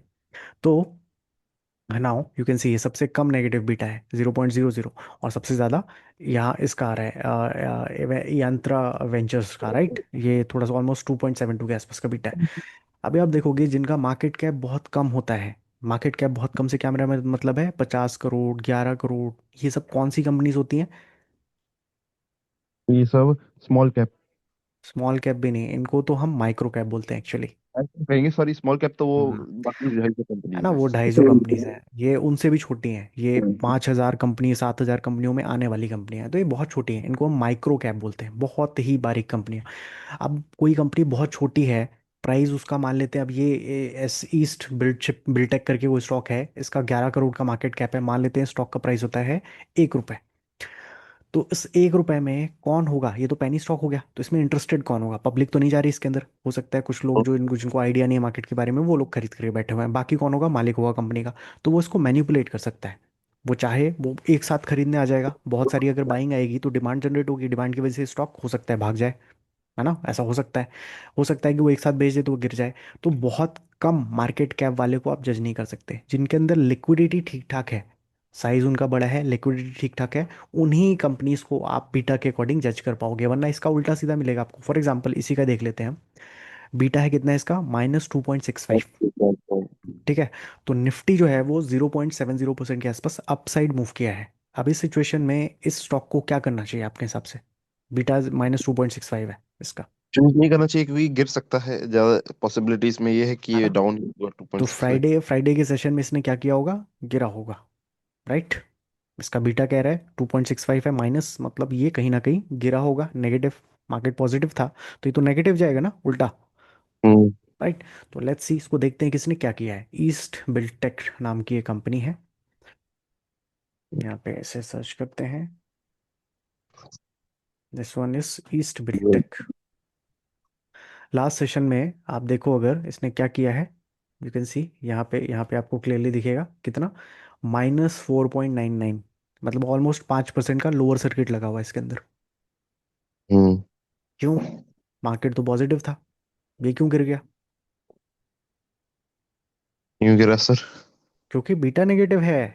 अभी बीटा तो में हमने ये अच्छा, चीज। वो तो मैंने बताया, तो एग्जैक्टली। मुझे लगा कि आप कोई और टॉपिक बताएंगे। वो नहीं तो नहीं मुझे लगा हम कि इसकी दूसरे कोई और नहीं नहीं, हम दूसरे टॉपिक पे क्यों जाएंगे जिनमें बीटा चल रहा है हमारा, राइट? ऐसे हो गया ना, हम्म। थोड़ा ज्यादा शीट हो गया मैं भी। It's okay, it's okay. Right, तो बीटा इसका नेगेटिव है, -2.72। -2.72, that makes negative beta. Negative beta market के अगेंस्ट मूव करता है, तो मार्केट पॉजिटिव था, स्टॉक नेगेटिव हो गया। सिंपल, है ना? अभी हम्म। कोई रैंडम स्टॉक, ये तो लिस्ट से आ रहे हैं ना, अभी मुझे कोई एक रैंडम स्टॉक का बीटा चेक करना हो तो मैं कैसे चेक करूंगा, ये सवाल आता है। क्योंकि यहाँ पे कोई सर्च वर्च का ऑप्शन नहीं है। अब मैं अगर यहाँ पे मुझे स्मॉल कैप है, मिड कैप है, वो कैसे आइडेंटिफाई करना पड़ेगा और मैं कैसे उस स्टॉक तक पहुंचूंगा, वो आपको बता देता हूँ, राइट? कोई रैंडम स्टॉक पिक करो फर्स्ट ऑफ ऑल, कोई भी। कोई भी सर, कोई छोटा स्टॉक्स तो ऐसे याद आ नहीं रहा है। छोटा, अभी उसे देख लो। वेकफिट छोटा वेकफिट अभी नया आया है। कौन सा? वेकफिट अभी नई कंपनी आई है ना। वेकफिट लिस्ट हो गया है? लिस्ट हो चुका है, बहुत टाइम हो गया सर उसे। बहुत टाइम? कोई लिस्ट हो गया था। इतना तो टाइम नहीं होना चाहिए वेकफिट को। मैं 10 दिन के लिए गया था, ज़्यादा तो नहीं हुआ टाइम मुझे मार्केट से बाहर हुए। हम्म। इतना टाइम नहीं हुआ है। यू कैन सी 15 दिसंबर को ही लिस्ट हुआ है, ये बहुत ज़्यादा भाई समय नहीं हुआ है इसको। 15 15 मतलब 15 दिसंबर को हो गया, मैंने बताया हम्म। सर। 15 दिसंबर, ऑलमोस्ट 15 डेज आप बोल सकते हो, 15 to 17 डेज हुए हैं। ऐसे स्टॉक्स को 12 आप दिन हो नहीं जज गया कर आज। सकते। ऐसे स्टॉक्स को ओके। आप नहीं जज कर सकते। अब देखो, ये बहुत कम डेटा है इसके पे, है ना? इतने कम डेटा वाले को हम नहीं जज कर पाएंगे। इवन ये तो आप कह रहे हो ज़्यादा है, इससे ज़्यादा तो वो है फिजिक्स वाला, है ना? वो तो और पहले लिस्ट हुआ है, और उसमें तो और कैंडल्स आपको दिखेंगी इस तरीके से, है ना? तो इसको भी आप नहीं जज कर सकते, क्योंकि इसका टाइम अभी इतना, इसने एनफ टाइम नहीं दिया। एटलीस्ट कुछ समय गुजार दे वो मार्केट में, साल वाल तो कम से कम वो गुजार दे, उसके बाद उसका बीटा सही में निकल करके आता है। वरना यहाँ कुछ भी उल्टा सीधा बीटा निकलेगा, है ना? तो कोई अभी की कंपनी ना लेकर के कोई थोड़ी पुरानी, हम उसका एग्जांपल ले लेते हैं। ड्रेजिंग कॉरपोरेशन, आपको याद होगा, 20% मूव कर गया था नेक्स्ट डे, हमने डिस्कस किया था यहाँ कहीं। Remember this stock, dredging corporation. छोटा इसका मार्केट कैप है, राइट? ड्रेजिंग कॉरपोरेशन जो है, ड्रेजिंग जो है ऑलमोस्ट मेरे ख्याल से 100 करोड़, ऐसा कुछ इसका मार्केट कैप होना चाहिए, इसके आसपास होना चाहिए, इससे ज़्यादा तो नहीं होना चाहिए। फंडामेंटल, सॉरी, 2699, ये भी थोड़ा बड़ा हो गया। और छोटा, चलो छोड़ो, इसी को देख लेते हैं। अभी ये भी स्मॉल कैप ही है एक तरीके से, है ना? तो आप देखोगे 2699 करोड़ का इसका मार्केट कैप है, मतलब small cap to micro cap के बीच में आ रही कंपनी, है ना? छोटी ही है साइज में। इसका बीटा मुझे हम्म। चेक करना है। अब इसका बीटा मैं कैसे चेक करूं, क्योंकि यहाँ पे तो कोई सर्च का ऑप्शन था नहीं। यहाँ पे आपने देखा कि जो स्टॉक्स हैं वो एक तरीके से रैंडमली आ रहे हैं, उस पर्टिकुलर बीटा के अंदर वाले स्टॉक्स आपको दिख रहे हैं। मुझे मेरा स्टॉक कैसे मिलेगा? इसके लिए आपको ना मार्केट कैप एडजस्ट करना पड़ेगा। यहाँ ऊपर दिखेगा आपको मार्केट कैप, तो यहाँ पे आपको मार्केट कैप एडजस्ट करना पड़ेगा, तब जा करके वो स्टॉक मिलेगा, राइट? तो पहले इसका मार्केट कैप हम एक बार हमें देखना पड़ेगा कितना है, 2699। ऑलमोस्ट हम बोल सकते हैं 2500 से 3000 करोड़ के मार्केट कैप के बीच में ये स्टॉक आना चाहिए, है ना? तो हमें मार्केट कैप को इतना ही एडजस्ट करना पड़ेगा। यहाँ पे यहाँ पे हमें रखना पड़ेगा 2500। उसमें हाँ, और यहाँ पे हमें रखना पड़ेगा 3000। और ये इसको फुल करना पड़ेगा, क्योंकि क्या पता उसका पॉजिटिव बीटा हो, है ना? हम नेगेटिव में ढूंढ रहे हो, वो मिले ही ना, क्योंकि बीटा तो पॉजिटिव है। तो 2500 से 3000 करोड़ के स्टॉक्स कितने, 73 रिजल्ट अपने सामने आ चुके हैं। अब मैं यहाँ पे नाम के अकॉर्डिंग इनको एडजस्ट कर देता हूँ सामने से, right? A to Z, right? यहाँ पे हमें डी, ड्रेजिंग कॉरपोरेशन मिल गया। ऐसे आप निकाल सकते हो, राइट? वरना ढूंढ नहीं पाओगे, क्योंकि यहाँ कोई सर्च का ऑप्शन नहीं है कि मेरा वाले स्टॉक का कितना बीटा है, मैं रेंडमली चेक कर लूँ। नहीं कर सकते, राइट? तो थोड़ा सा तामझाम ऐसे करना पड़ता है, this is a trick, right? यहाँ पे इस मार्केट कैप को हमने एडजस्ट किया और बीटा को फुल रखा कि कितने से कितने के बीच में भी हो सकता है, रैंडम बीटा है ना, पता नहीं हमें कितना है, तो कुछ भी रखो। अब मैं नेगेटिव अगर रख के बैठता और ड्रेजिंग कॉर्पोरेशन का बीटा क्योंकि पॉजिटिव है, तो उस सिचुएशन में ये तो मुझे मिलता ही नहीं, क्योंकि इसका तो पॉजिटिव बीटा है ना? तो मैं यहाँ पे रिस्क नहीं ले सकता, मुझे पूरा बीटा, इसको पूरी स्पेस देनी पड़ेगी। मैंने negative to positive full beta दिया इसको, अब इसके बीच में जहाँ भी होगा ये आ ही जाएगा, और ये आ गया सिंपली, राइट? तो 1.68% का इसका बीटा है, सिंपल। ऐसे ही आप किसी भी स्टॉक को सर्च कर सकते हो, किसी भी रैंडम स्टॉक को, जैसे कि कोई लार्ज कैप ना लेकर के हम स्मॉल कैप ही देखते हैं। इनके यहाँ पे मिल जाएंगे हमें क्या, कृष्णा इंस्टीट्यूट में भी, ये छोटा है या बड़ा है स्टॉक? नहीं नहीं, ये तो 25,000 करोड़ है, छोटा ही स्टॉक चाहिए हमें। I would say E pack, E pack करके जो स्टॉक है, ई पैक ड्यूरेबल, 2,700 करोड़ है ना, छोटी कंपनी है। अब इसको देखते हैं क्योंकि ये भी ऑलमोस्ट ठीक ठाक चल रहा है, बढ़िया मूव कर रहा है। नाउ लेट्स सी, इसके अंदर चलते हैं। अभी हमें क्या करना है, हमें ई पैक ड्यूरेबल का चेक करना है कि बीटा कितना है, राइट? तो क्या करना चाहिए सबसे पहले, अभी आप बताएंगे। 2700 पहले डालना चाहिए तो जल्दी मिल जाएगा सर। 2,700 क्यों, उसका मार्केट कैप है इसलिए? हाँ, तो डायरेक्टली 2,700 डालने से नहीं आएगा, क्योंकि आपको रेंज डालनी पड़ेगी। क्या रेंज प्रेफर करोगे यहाँ पे? मतलब 2700 से आप निकालेंगे तो उसमें जल्दी मिल जाएगा, क्योंकि ऑप्शंस कम होंगे ना हमारे पास यहाँ पर remember one thing, remember one thing, correction क्या, 2,700 आपने वहां पे देखा, तो कभी भी यहाँ पे उस नंबर का एग्जैक्ट नंबर मत डालना। क्यों? क्योंकि मार्केट कैप रोज बदलता है। मार्केट कैप हमने शायद अभी पढ़ा नहीं है, मार्केट कैप रोज बदलता है किसी भी स्टॉक का, है ना? क्योंकि वो स्टॉक प्राइस के साथ डायरेक्टली कनेक्टेड है। तो स्टॉक प्राइस किसी भी स्टॉक का रोज चेंज होता है। तो हर एक कंपनी रोज बढ़ती है गिरती है, उसका साइज हमेशा बड़ा छोटा होता रहता है। तो इस सिचुएशन में अगर वहाँ 2,700 दिख रहा है मुझे, तो ज़रूरी नहीं है कि ये 2,700 ही हो, ये अपडेट ही ना हुआ हो और ये बढ़ करके 2,800 हो गया हो, तो मैं तो 2,700 में ढूंढ रहा हूँ, दिक्कत हो जाएगी। मान लो ये गिर गया हो, ये 2,500 पहुंच गया हो, और मैं 2,700 के ऊपर ढूंढ रहा हूँ, मिलेगा क्या? नहीं मिलेगा, है ना? इसीलिए थोड़ी सी रेंज लेके चलनी पड़ेगी, और वो रेंज ये जो हमने डाल रखी है, क्या ये रेंज ठीक ओके सर, ये तो है ना? सही होगी। है ना, 2,500 से 3,000 के बीच में, तो यहाँ हमें मिल जाना चाहिए अपने आप ही, सिंपल, है ना? तो यहाँ पे बस, और क्योंकि मैंने ऑलरेडी नेम वाइज इसको एडजस्ट कर रखा है, तो यहाँ कहीं अपने आप मुझे मिल जाना चाहिए ई पैक। यहाँ पे ई पैक का आता पता भी नहीं है कहीं भी, राइट? इजी ट्रिप, ई से सिर्फ एक ही आया है, इजी ट्रिप नाम का स्टॉक। ई पैक तो यहाँ नहीं दिख रहा है। दैट मेक्स कि इसका मार्केट कैप या तो बढ़ चुका है या फिर घट चुका है, या तो 3,000 करोड़ को पार कर चुका है इसका मार्केट कैप, इस वजह से यहाँ पर नहीं है, या फिर इसका मार्केट कैप इससे भी नीचे आ गया है ना? तो हम सबसे पहले क्या करते हैं, इसको बढ़ा देते हैं थोड़ा सा। इसको थोड़ा सा बढ़ा करके कितना कर देना चाहिए हमें, 3,500 कर दें। हाँ, इतने में तो आ जाना चाहिए, है ना? थर्टी इससे फाइव इतना हंड्रेड कोई कोई नहीं बढ़ सकता ना, क्योंकि फिर इससे ज्यादा एग्जैक्टली एग्जैक्टली, वो तो फिर बहुत ज़्यादा हो जाएगा। ओके, ये यहाँ भी नहीं है, तो गिरा होगा इसका मतलब तो सर फिर। फिर ये गिर सकता है, राइट? तो हम पहले इसको 3,000 भी कर देते हैं, क्योंकि फिर ज़्यादा ज़्यादा स्टॉक आएंगे बेवजह, हमें हमारा टाइम वेस्ट होगा, राइट? और यहाँ पे हम इसको 2,000 कर देते हैं, उधार कर देते हैं। राइट? अब इस बीच में चेक करते हैं क्या ई पैक है, नहीं है अभी भी। ये और कहाँ इससे चला गया, कितना ही मूव कर गया इसे, इसने। लेट्स सी, इसे और कम करते हैं, इतना तो नहीं मार्केट कैप इसका कम होना चाहिए हालांकि, 1,500 करोड़, इतना तो गिर जाएगा तो कंपनी को बहुत लॉस हो जाएगा। But let's see, let's see, क्या पता हो ही क्या हो, कभी कभी एक्सपेक्टेशन से ज़्यादा मूवमेंट होते हैं स्टॉक्स के अंदर। ओके, अभी तो नहीं है यहाँ ये सर। नहीं है, राइट? हम इसे 5,000 करोड़ कर देते हैं। अब अब तो इसके अंदर ठीक मिल है। जाना चाहिए, राइट? लेट्स सी, ईज के अंदर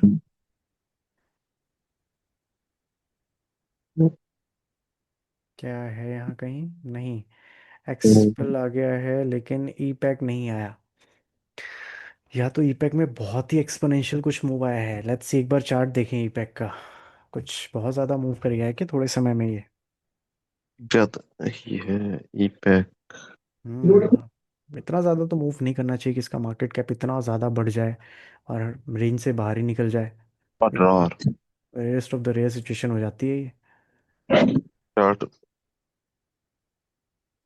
नहीं है तो अपने सपोर्ट पे ही अभी फिर तक। क्या, दो अभी सौ ज़्यादा ज़्यादा मूव किया नहीं है, 279 के आसपास ही है मार्केट कैप के, अपने रेंज के अंदर ही है। बट स्टिल यहाँ पे नहीं मिल रहा है, क्या कंडीशन होगी इसकी? सर रिफ्रेश करना पड़े क्या पता। नहीं, आप जब भी मार्केट कैप में डालते हो ना साइज, और बाहर कहीं भी क्लिक करते हो तो रिफ्रेश हो जाता है ऑटोमेटिकली। लेट्स से मैं यहाँ पे 0 टू फुल साइज कर देता हूँ। या फिर मैं ऐसे करता हूँ, स्मॉल कैप्स कर लेता हूँ, राइट? इसके अंदर अगर होगा तो आ ही जाएगा।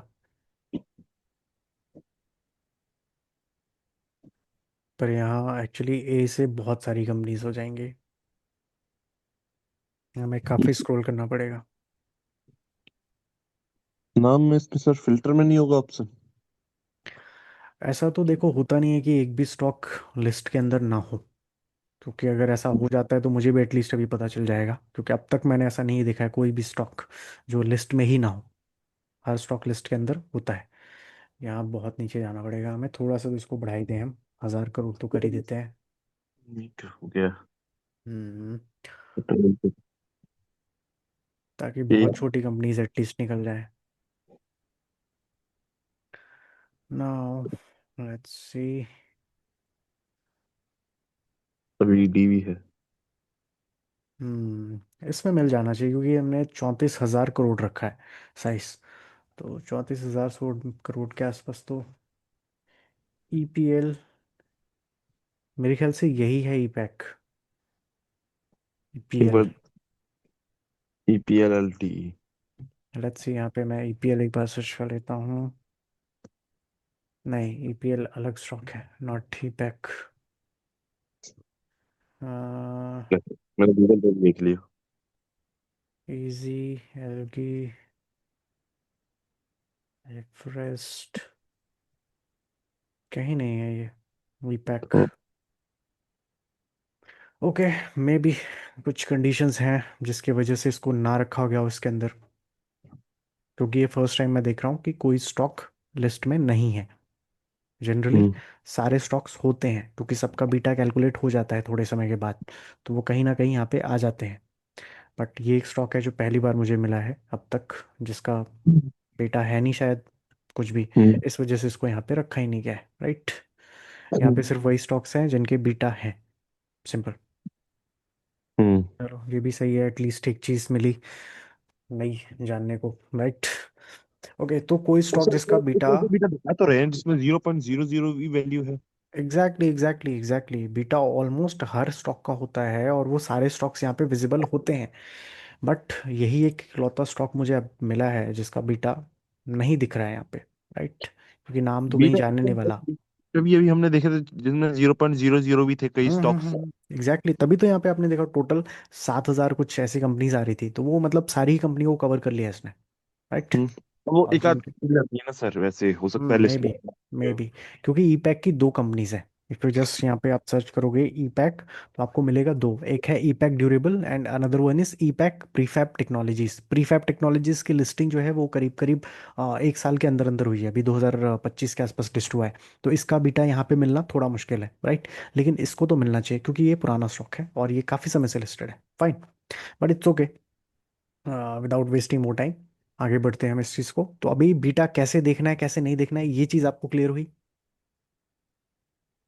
Yes sir. है ना। कहाँ से देखना है कैसे देखना है ये चीज़ यहाँ पे मिल जाती है। और कैसे पॉजिटिव नेगेटिव होता है वो भी आपको क्लियर हो गया, राइट। पॉजिटिव बीटा है मतलब स्टॉक्स वहीं उसी डायरेक्शन में वो मूव करने के पोटेंशियल है उसके अंदर जिस डायरेक्शन में निफ्टी ने मूव किया हुआ है।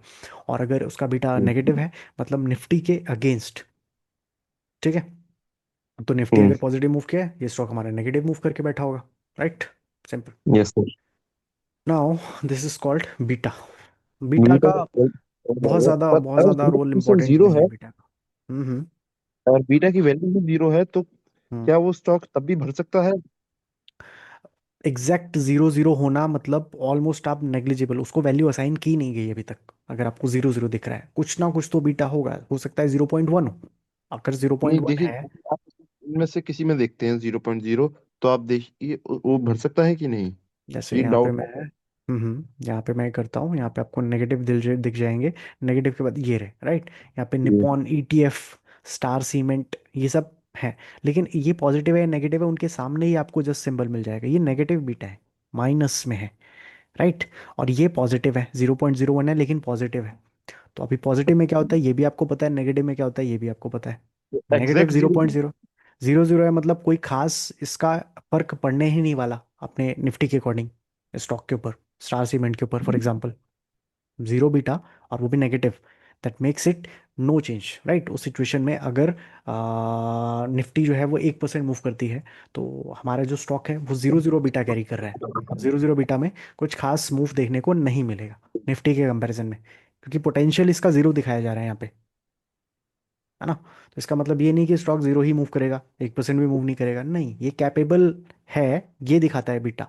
और यहाँ पे इसकी कैपेबिलिटी अभी तक मेजर नहीं हुई है या मेंशन नहीं है, हम बोल सकते हैं, राइट। और इसको क्रॉस चेक करने के लिए और कोई ऑप्शन नहीं है, हम्म। ना कोई दूसरा प्लेटफॉर्म नहीं है जो आपको बीटा दिखाए, right. This is there is only this ticker tape जहाँ पे आपको बीटा मिल जाते हैं। अदरवाइज फिर वो गूगल ही बचता है, पर्टिकुलरली आप किसी भी स्टॉक का नाम गूगल पे डालो और उसके आगे बीटा रखो तो फिर शायद आपको मिल जाए, जैसे कि रिलायंस इंडस्ट्रीज का हम चेक करते हैं, बीटा, राइट। बेटा। तो यहाँ पे मे बी वो गूगल सर्च वाला जो आता है ना, शायद वहाँ से आपको बीटा कहीं देखने को मिल जाए। हालांकि यहाँ पे गूगल वाला भी नहीं आ रहा है, एआई मोड के अंदर में भी आ जाए, एआई के थ्रू या ऐसे, ये तरीका है बीटा देखने का, राइट। यहाँ पे एआई वगैरह की हेल्प से आप देख पा रहे हो कि 1.15 का बीटा है। बट इससे बेहतर है कि कोई स्टेब्लिश्ड वेबसाइट जो, जिसका काम ही वही हो जिससे जो हम देखने जा रहे हैं उससे हम देखें तो ज़्यादा फायदेमंद रहेंगे, तो वो टिकर टेप है, राइट। इन एआई के ऊपर हम इतना ज़्यादा ट्रस्ट नहीं कर सकते सिंपली, राइट। और ऊपर से ये डेटा भी तो वहीं से यूज़ कर रहे हैं ना, अपना डेटा तो लेकर के नहीं आ रही है, कहीं ना कहीं से डेटा उठा रहे हैं। तो बेहतर है कि हम वहीं से उठा लें जहाँ से ये कैरी कर रहे हैं डेटा को। देर इज टिकर tape for this thing, right. आपको यहाँ से आपके स्टॉक्स का बीटा मिल जाएगा। किसी भी स्टॉक का बीटा चेक करना है, वो कैसे देखना है, वो आपको यहाँ से मिल जाएगा, राइट। पर्टिकुलरली स्टॉक्स पे आप जाओगे, उसका मार्केट कैप देखोगे, मार्केट कैप की एक रेंज पकड़ोगे और उस रेंज को यहाँ पे डाल दोगे। और जिस रेंज डालने के बाद कहीं भी बाहर में आपको एक बार क्लिक करना है, रिफ्रेश हो जाएगा ऑटोमेटिकली। और फिर अपने नाम के ऊपर यहाँ पे 2 बार 3 बार क्लिक करोगे, आपको अपने आप क्लियर हो जाएगा कि A to Z किधर को आ रहा है, वो मिल जाएगा। और इसके अकॉर्डिंग आप अल्फाबेटिकली ढूंढ सकते हो उसको, सिंपल, ठीक बात है। कहाँ पर? सारे स्क्रीनर टिकर टेप पे जाकर स्क्रीनर पे हमने क्लिक किया था, उसके बाद किस पे क्लिक किया था? ओके, मैं फिर से एक बार आपको दिखा देता हूँ। Just go to ticker tape, ऐसी ही वेबसाइट खुलेगी, आपको अकाउंट बनाना है, स्क्रीनर के ऊपर क्लिक करना है और इसके बाद स्टार्ट स्क्रीनिंग, ठीक है। सर से। स्टार्ट स्क्रीनिंग के ऊपर आपको क्लिक करना है। ये आपके सामने आ चुका है, ये दो बाकी कंडीशंस है, इन कंडीशंस को हटा देना, वरना ये फिर क्या करेंगे, इनके अकॉर्डिंग वाले स्टॉक्स को दिखाएंगे, राइट। तो हमें और फिल्टर नहीं चाहिए, हमें सिर्फ बीटा फिल्टर चाहिए, तो आप इनको रिमूव कर सकते हो सिंपली, हम्म। ठीक है। अभी आप यहाँ से जाओगे ऐड फिल्टर पे, यहाँ सर्च करोगे बीटा और आपको मिल जाएगा बीटा, जस्ट टिक करो और डन कर दो, दैट्स इट। बीटा लग गया, है ना, ये रहा बीटा, यस। राइट। तो कोई भी स्टॉक का आपको देखना है, आप यहाँ से इसको देख सकते हो, fine. Now let's move forward. अगला जो टॉपिक है that is data analysis. Beta इतना ज़्यादा इंपॉर्टेंट टॉपिक नहीं है, रिमेंबर दिस थिंग, मतलब important in the sense useful, मेरे कहने का मतलब है, ऐसा नहीं है कि आप सब कुछ छोड़ करके सिर्फ बीटा पढ़ लोगे और उससे आप स्टॉक की भविष्यवाणी निकाल लोगे और आपको लगेगा कि वो स्टॉक तो इतना मूव कर सकता है तो मैं इसको बाय कर लूँ, नहीं, ऐसा कुछ नहीं। फिर बीटा का काम क्या है? बीटा का काम ये है कि आपको शॉक या सरप्राइज ना मिले, इसीलिए आप पहले से उसके लिए तैयार होगे। अब मान लो मैं एक पोर्टफोलियो बना रहा हूँ, है ना, मैंने अपने डिसाइड किया कि मैं 5 साल के लिए इन्वेस्टमेंट करूंगा कोई भी 5 स्टॉक में, और वो 5 स्टॉक मैंने डिसाइड कर लिए, राइट, रैंडम। और इन 5 स्टॉक्स में मैंने रखा अपने पोर्टफोलियो के अंदर, और निफ्टी 5 साल में जितना भी मूव कर रहा है मेरा पोर्टफोलियो, उसके अकॉर्डिंग उससे ज़्यादा कम कुछ भी मूव कर सकता है। पर किसी भी दिन अचानक से मैं चेक करूँ अगर, और उस दिन मुझे मेरा स्टॉक दिख जाए 20% लोअर सर्किट में, तो मैं तो शॉक्ड हो जाऊंगा कि भाई ये तो बढ़िया स्टॉक मैंने पिक किया था, 20% डाउन कैसे चला गया एक ही दिन में, इसको 1 महीने लगा था इतना ऊपर आने में, एक ही दिन में 20% गिर गया। तो ऐसा मुझे शॉक ना मिले, मैं उसके लिए पहले से तैयार रहूँ, मैं बीटा चेक कर लूँ उसका कितना बीटा है, कितना वो गिर सकता है, कितना पोटेंशियल है उसके अंदर, वो मेरे पास पहले से मुझे नॉलेज होगी।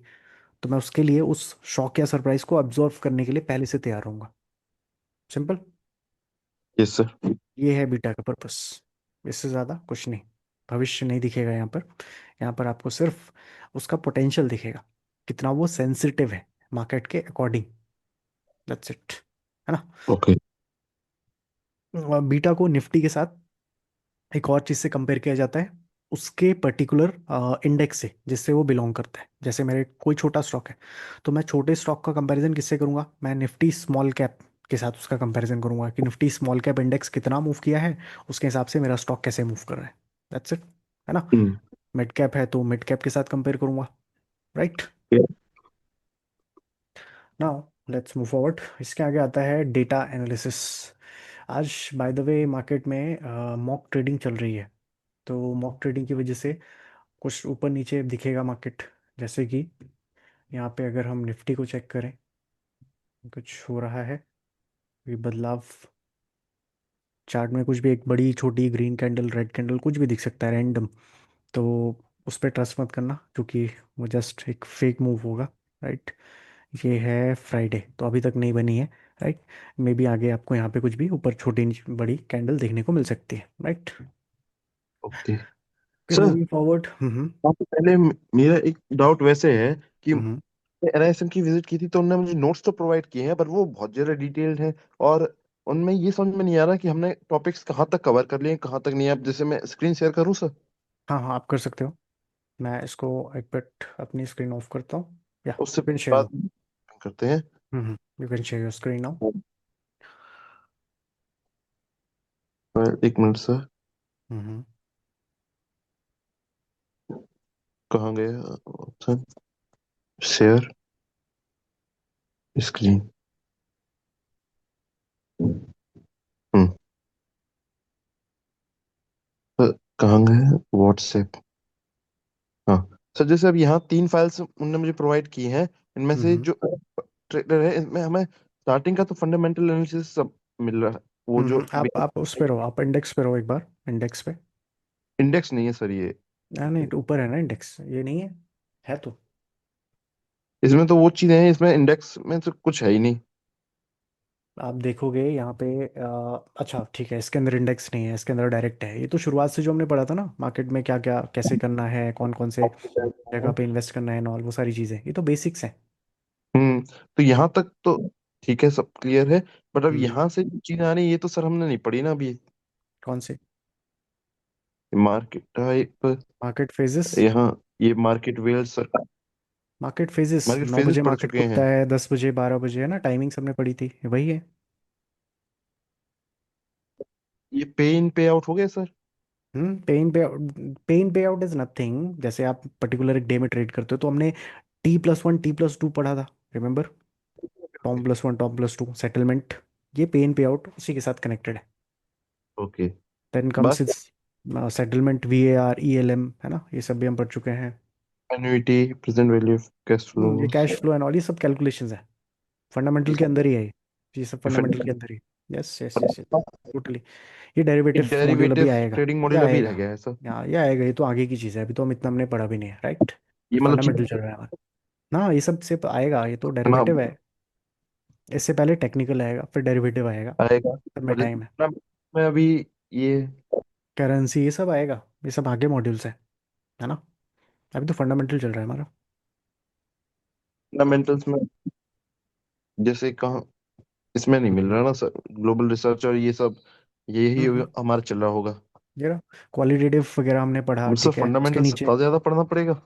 हाँ हाँ, नहीं जो 149 हमने अभी पीडीएफ। देखो, ग्लोबल रिसर्च आपको दिख रही है, मैं समराइज्ड वे में आपको पढ़ा देखो। ग्लोबल रिसर्च के अंदर एक एक पॉइंट, जैसे कि हमने ऑयल एंड गैस सेक्टर को कैसे देखना है वगैरह वगैरह, वो सब इसके अंदर है। PDF में वो डिटेल्ड है, एलेबोरेटेड है काफ़ी हम्म। ज़्यादा। बस। कुछ ज्यादा ही एलैबोरेटेड है ना? वही मैंने। ये तो है, ये तो है। मैंने आपको जैसे एग्जांपल के लिए कोई भी पॉइंट पे आप रुको, जैसे ग्लोबल इंटरेस्ट रेट, ठीक है, अभी ऊपर गया ग्लोबल इंटरेस्ट रेट। तो ग्लोबल इंटरेस्ट रेट एक पॉइंट मैंने आपको पढ़ा दिया। अब वो 2 से 3 पेजेस में एलेबोरेटेड आपको मिलेगा, PDF के अंदर, राइट। Yes sir. तो वो रटने वाला काम आपको PDF से करना है, और शेयर तो कर समझने वाले दिया। काम के लिए मैं हूँ, है ना। वो होगा ही, वो रिवीजन कर रहा था इस पे, तो मैंने देखा कई चीजें ऐसी नहीं आ रही जो पढ़ी नहीं थी। नहीं वैसे नहीं नहीं, वो इतनी ज़्यादा एलेबोरेटेड नहीं है, इस वजह से आपको फील हुआ है। अदरवाइज आप देखोगे जो भी हमने पढ़ा है ऑलमोस्ट उसके अंदर है। और जो अभी हम पढ़ हाँ। रहे हैं एग्जैक्टली ये फंडामेंटल्स के अंदर है, इसी स्लाइड से ही तो ये सारी चीज़ें आ रही हैं जो हम पढ़ रहे हैं अभी करंटली। ग्लोबल रिसर्च का फॉर एग्जांपल, जितने भी हमने पॉइंट्स कवर किए थे, हमने करीब 12-13 मेरे ख्याल से, हाँ 10-12 पॉइंट्स कवर किए थे। और 10 से 12 पॉइंट्स आपको मिल जाएंगे ग्लोबल रिसर्च के अंदर, ओके। है ना। Now moving forward, data analysis. Beta के बाद जो अगली चीज़ है वो है data analysis, right. Data analysis क्या है एक्चुअली? हम कुछ डेटा, ज़्यादातर डेटा अमेरिका का यूज़ करते हैं, क्योंकि हमारे कंट्री में बहुत सारे डेटा पब्लिश ही नहीं होता। है ना। कुछ डेटा पब्लिश होता है जो कि आप नहीं यूज़ करते हैं, इन्फ्लेशन फॉर एग्जांपल। लेकिन कुछ डेटा है जो जैसे सेल्स, रिटेल सेल्स का डेटा, है ना, जैसे कि आपको मिलेगा दूसरा नॉन फार्म एम्प्लॉयमेंट डेटा, ये सब इंडिया में पब्लिश नहीं होता। तो हम इसको उठाते हैं यूएस से, राइट। ये डेटा क्या करता है, मार्केट को ट्रैक करने में हेल्प करता है, मार्केट का बिहेवियर ऑब्जर्व करने में, क्योंकि डिमांड एंड सप्लाई तो उसी के ऊपर जनरेट होगी ना। अगर डेटा पॉजिटिव आया तो डिमांड जनरेट होगी मार्केट में, अगर डेटा नेगेटिव आया तो सप्लाई जनरेट हो जाएगी, मार्केट गिरेगा, सिंपल, है ना। तो ये डेटा एनालिसिस यहाँ से आता है। नाउ डेटा एनालिसिस के अंदर सबसे पहली चीज आती है रिटेल सेल्स। रिटेल सेल्स क्या होता है, ये फिगर है एक पूरे हफ्ते या महीने के अंदर, जो भी ड्यूरेशन यूज हो रही है उस पर्टिकुलर टाइम के अंदर, टोटल रिटेल लेवल पे कितना चीज़ बिकी है। कौन सी चीज़ की बात कर रहे हैं हम, ओवरऑल। वहाँ पे कोई एक पर्टिकुलर चीज़ नहीं है, वहाँ पे कुछ भी हो सकता है। ऑटोमोबाइल्स के सेल्स में मान लेते हैं हम, ट्रैक्टर कितना बिका है, फोर व्हीलर्स में एसयूवी कितनी बिकी है। तो वो अंदर आपको सब सेक्टर्स के अंदर डिवीजन मिल जाएगा, एक एक एलेबोरेशन मिल जाएगा, पर ये हमारे लेवल पे हमको नहीं मिलता, हमें सिर्फ एक नंबर मिलता है रिटेल सेल्स का। पर सवाल ये आता है कि ये देखना कहाँ है, ये डेटा मिलेगा कैसे। इसको देखने के लिए there is a website called forex factory, right. जो भी फॉरेक्स में ट्रेडिंग करते हैं उनको बहुत अच्छी तरह से पता होता है इस वेबसाइट के बारे में, फॉरेक्स फैक्ट्री, राइट। ओके। बहुत ही ज़्यादा हेल्पफुल वेबसाइट है। कुछ भी, कॉम्प्लेक्स। नहीं कॉम्प्लेक्स नहीं है, कॉम्प्लेक्स नहीं है, सिंपल है, सिंपल है, राइट।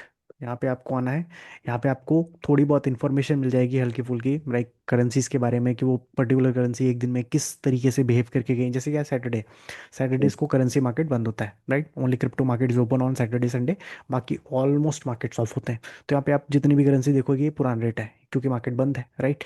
कुछ डेटा आपको यहाँ पे मिल जाएंगे, कमेंट्रीज मिल जाएंगी अलग अलग, किसने कितना मूव किया है, शॉर्ट टर्म ट्रेड वगैरह, वो सब आपको मिल जाएगा। व्यूज मिलेंगे, कमेंट्स मिलेंगे, वगैरह वगैरह, राइट। पर मुझे देखना है डेटा। डेटा कहाँ मिलेगा, यहाँ पे मोर के ऊपर मुझे क्लिक करना है, और यहाँ आपको मिलेगी डेट्स, राइट। अब ये क्या है, सैटरडे 3 जनवरी को, सैटरडे को कोई डेटा है मार्केट में, 8:45 शाम को यूएसडी का एक डेटा है, एफओएमसी मेंबर पुल्सन स्पीक्स। मतलब एफओएमसी क्या है, फर्स्ट ऑफ ऑल जैसे हमारा आरबीआई, वैसे यूएस का जो बैंक है उसको एफओएमसी बोलते हैं, राइट। तो एफओएमसी का मीट है, उसमें से एक, one of the chairman will speak. अब इसको उनके बोलने की वजह से मार्केट में हल्का फुल्का फर्क पड़ सकता है, कि वो उनका व्यू क्या है, पॉजिटिव है नेगेटिव है, क्योंकि अभी रेट कट होने वाला है। तो उस रेट कट के अकॉर्डिंग क्या कुछ होगा, उनका व्यू थोड़ा सा हमको पता चलेगा, बाकी कोई नंबर कोई डेटा नहीं आने वाला है यहाँ पे, राइट। तो ये इतना इंपॉर्टेंट नहीं है। पर 4 जून की बात करें अगर, जो कि है संडे, संडे को दो डेटा आने वाले हैं, वही सेम, सेम पर्सन और एक दूसरा पर्सन, ये दोनों बोलने वाले हैं, बस नथिंग एल्स। लेकिन उसके बाद आप देखो, 5 जो कि मंडे आ गया, मंडे से सबसे पहला डेटा आने वाला है फाइनल मैन्युफैक्चरिंग पीएमआई, किसका, जापान का। जापान का manufacturing purchasing manager index PMI होता है, ये निकल करके आने वाला है। ये डेटा आपको मिल जाएगा नंबर्स में, ये फॉरकास्ट है, प्रीवियस डेटा। और एक्चुअल डेटा कब मिलेगा, ये मिलेगा इस पर्टिकुलर टाइम पे, सुबह 6 बजे, राइट। तो यहाँ से आप डेटा चेक करते हो। अब जैसे रिटेल सेल्स का मुझे देखना है, तो ये रहा, आप देखोगे C H F, right. C H F का retail sales year on year कितना डेटा, ये आएगा कब आएगा, 1 बजे 5 जनवरी को, राइट। दोपहर के 1 बजे 5 जनवरी को ये रिलीज होगा। एक्सपेक्टेशन कितनी है, 2.5% की, ये फॉरकास्ट है इनका, कि इतना ये डेटा आ सकता है। पहले कितना था, 2.7%। अभी एक्चुअल कितना आएगा वो 1 बजे पता चलेगा, ये कम आता है ज़्यादा आता है, उसके अकॉर्डिंग मार्केट में कुछ ना कुछ बिहेवियर मिलेगा हमें देखने के लिए, राइट। तो ये सारी चीज़ें हैं जो यहाँ पर आती हैं और पब्लिश होती हैं, राइट। यही एक जगह है जहाँ से आपको ये सब कुछ ट्रैक करना पड़ता है। There is no other source जहाँ से आप इनको ट्रैक कर पाओ। हाँ, इनकी खुद की जो वेबसाइट्स होती है, जैसे सी एच एफ के आपके वेबसाइट पे जाओगे, गवर्नमेंट की वेबसाइट पे जाओगे, वहाँ पे रिटेल सेल्स देखोगे, वहाँ मिल जाएगा। पर वो एक एक वेबसाइट पे जाना और ट्रैक करना वो कॉम्प्लेक्स हो जाता है। कौन सी वेबसाइट है गवर्नमेंट की, क्योंकि कई बार उल्टी सीधी वेबसाइट, फेक वेबसाइट है, आप वहाँ चले गए, आप वहाँ डेटा कुछ और मिल गया, आप उसके अकॉर्डिंग अपना ट्रेडिंग प्लान बना रहे हो, गलत हो जाएगा। तो वो सब ना करके एक जगह पर सारा डेटा, रिटेल सेल्स का हो गया, उसके बाद मैन्युफैक्चरिंग पीएमआई हो गया, है ना, उसके बाद मॉर्टगेज अप्रूवल हो गया, 10 साल के बॉन्ड का ऑप्शन हो गया, एवरीथिंग इज हेयर, राइट। आप देखोगे सीपीआई डेटा, ये ऑस्ट्रेलिया का है, राइट। तो हर डेटा यहाँ पे मिलने वाला है। एक और चीज़, इस फॉरेक्स फैक्ट्री के अंदर आप देखोगे जो भी डेटा इंपॉर्टेंट होता है, मतलब जिसको हम बोल सकते हैं कि बहुत ज़्यादा इम्पैक्ट पड़ेगा मार्केट में, वो डेटा के सामने रेड कलर का बॉक्स दिखेगा, राइट। रेड मतलब हाई इम्पैक्ट न्यूज़ बोलते हैं इसको, राइट। यहाँ पे आपको पॉइंट आउट करते ही वहाँ पे दिखेगा भी हाई इम्पैक्टेड एक्सपेक्टेड एक्सपेक्टेड। मतलब इस सिचुएशन में ये डेटा के आने पर मार्केट में वॉलेटिलिटी बढ़ सकती है, बहुत ज़्यादा ऊपर नीचे हो सकता है मार्केट। पर जो येलोइश फाइल दिख रही हैं, इनमें इतना ज़्यादा इंपॉर्टेंस नहीं ये रोल प्ले करने वाली, राइट। ये नॉर्मल सी खबर है जो कि पब्लिश होती रहती है, तो इससे मार्केट में हल्का फुल्का मूव मिलेगा, बहुत ज़्यादा नहीं। बट जो रेड वाली है, ये बहुत ज़्यादा इंपॉर्टेंट रोल प्ले करेंगे। जैसे कि यूएस का मैन्युफैक्चरिंग पीएमआई आने वाला है, राइट। कितना मैन्युफैक्चर हुआ है, ये चीज़ आपको डेटा यहाँ पे मिलने वाला है, तो उससे यूएस के मार्केट पे, करेंसीज पे बहुत फर्क पड़ेगा। क्यों? क्योंकि ये रेड कलर से हमको अलग से डिफाइन कर रहा है इस चीज़ को, है ना। तो जहाँ जहाँ ये दिखेगा, वहाँ वहाँ हाई इम्पैक्ट न्यूज़ है। और जहाँ जहाँ येलो दिखेगा, वो हाई इम्पैक्ट नहीं है, वो नॉर्मल सी न्यूज़ है, मतलब इतना ज़्यादा इंपॉर्टेंस नहीं है उसका, ठीक है। ये चीज़ आपको फॉरेक्स फैक्ट्री के थ्रू जानने को मिलती है। अभी हम जितने भी डेटा देखेंगे, जितने भी हमारा डेटा एनालिसिस होने वाला है, most of the data will come under this website. यहाँ से मिल जाएगा आपको लगभग, है ना। इंडियन डेटा थोड़ा कम हो सकता है कि यहाँ पे मिले आपको, लेकिन फॉरेन का जितना भी है वो सारा मिलेगा यहाँ पे, ठीक है। This is forex factory. Now इसके अंदर रिटेल सेल्स जो हमारा पहला डेटा है, उसको हम देखते हैं क्या है ये। एक साल में रिटेल लेवल पे कितनी सेल हुई है, राइट। ये डेटा यहाँ पे रिप्रेजेंट करते हैं। अब मुझे आप बताओ कि ये पॉजिटिव आने से, नेगेटिव आने से क्या इम्पैक्ट पड़ेगा मार्केट में। For example we take random number, जैसे कि पिछले महीने, राइट, लास्ट मंथ जो डेटा आया था वो था 2.5%, राइट, रैंडम नंबर। और ये करंट मंथ है, करंट मंथ में डेटा आया 2.8%। तो इससे क्या लगता है आपको, मार्केट यहाँ पे पॉजिटिव होगा या नेगेटिव होगा? एक टू और पॉइंट नंबर हम रखेंगे यहाँ पे। लास्ट मंथ फॉर एग्जांपल था 2.5, और इस मंथ आया है 2.0। सर यहाँ पर तो डाउन गया है। ओके। और यहाँ ऊपर? तो ऊपर तो पॉजिटिव आया होगा।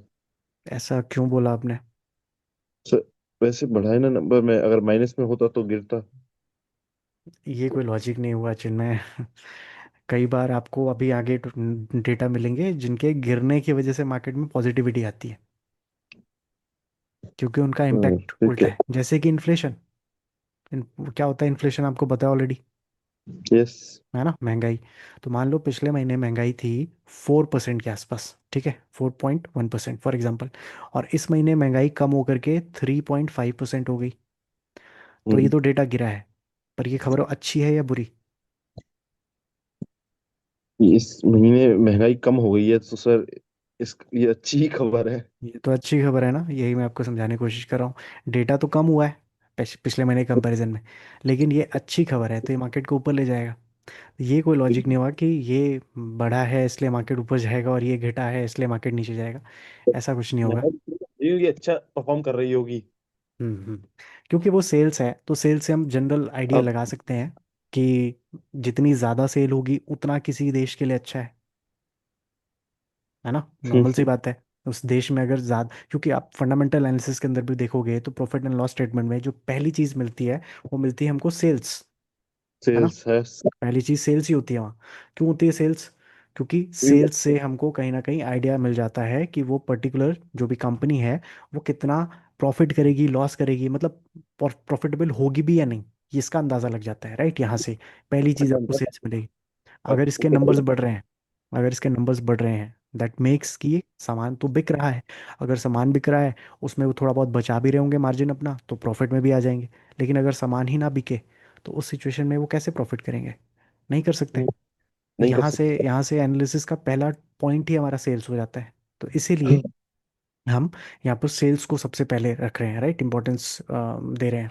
किसी भी कंट्री में सेल्स अगर हो रही है, तो वो उस देश के लिए बहुत अच्छी बात है। नहीं हो रही है तो बुरी बात है। तो अभी अभी यहाँ पे जैसे कि हमने रखा था, यहाँ सेल्स वाला डेटा कहीं तो आ रहा था, हाँ ये रहा। CHF का सेल्स का डेटा आने वाला है, राइट, 1 बजे आने वाला है। और यहाँ आप देखोगे 2.5% इनका ये क्या है, फोरकास्ट है। पिछले बार कितना आया था डेटा? 2.7%।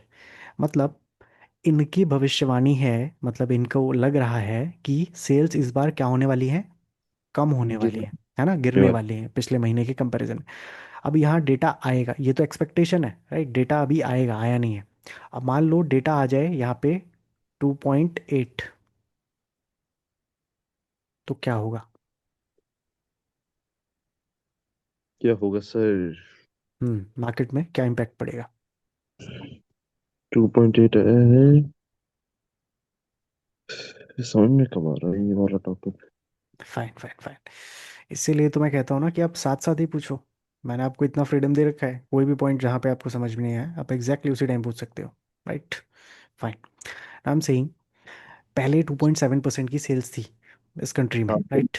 और उसके बाद इस महीने का डेटा अभी आया नहीं है, लेकिन कंट्री एक्सपेक्ट कर रही है, क्योंकि हर कंपनी से डेटा लिया जाता है कि कितना बेचा तुमने, कितना बेचा। तो वो सारा डेटा लेने के बाद उनकी एक्सपेक्टेशन है कि इस बार तो सामान ज़्यादा बिका नहीं है हमारा, तो हो सकता है कि इस बार हमारी सेल्स क्या हो जाए, कम आ जाएगी, राइट। कब आ तो गया? इनके इनके एक्सपेक्टेशन है 2.5। मार्केट में पहले से ही माहौल, मार्केट ने धीरे धीरे हो सकता है इसको एक्सपेक्ट कर लिया, मतलब एक्सेप्ट कर लिया हो कि इस बार तो थोड़ी सी कम सेल आने वाली है। तो ज़्यादा हम रिएक्ट नहीं करेंगे कि कम आ रही है तो हम अचानक से मार्केट गिर जाए, ऐसा नहीं होने वाला है, क्योंकि पहले से एक्सपेक्टेशन है। लेकिन अगर डेटा आया जो कि एक्चुअल होगा, और वो डेटा आ जाए 2.8, जो कि क्या है, पिछले बार की सेल से जो हम कम एक्सपेक्ट कर रहे थे, ये उल्टा पिछले बार से भी ज़्यादा एक्सपेक्टेशन से ज़्यादा सेल्स लेकर के आ जाए, तो इस सिचुएशन में सरप्राइज मिलेगा, और ये लोगों की उम्मीद से ज़्यादा सेल हो चुकी हो।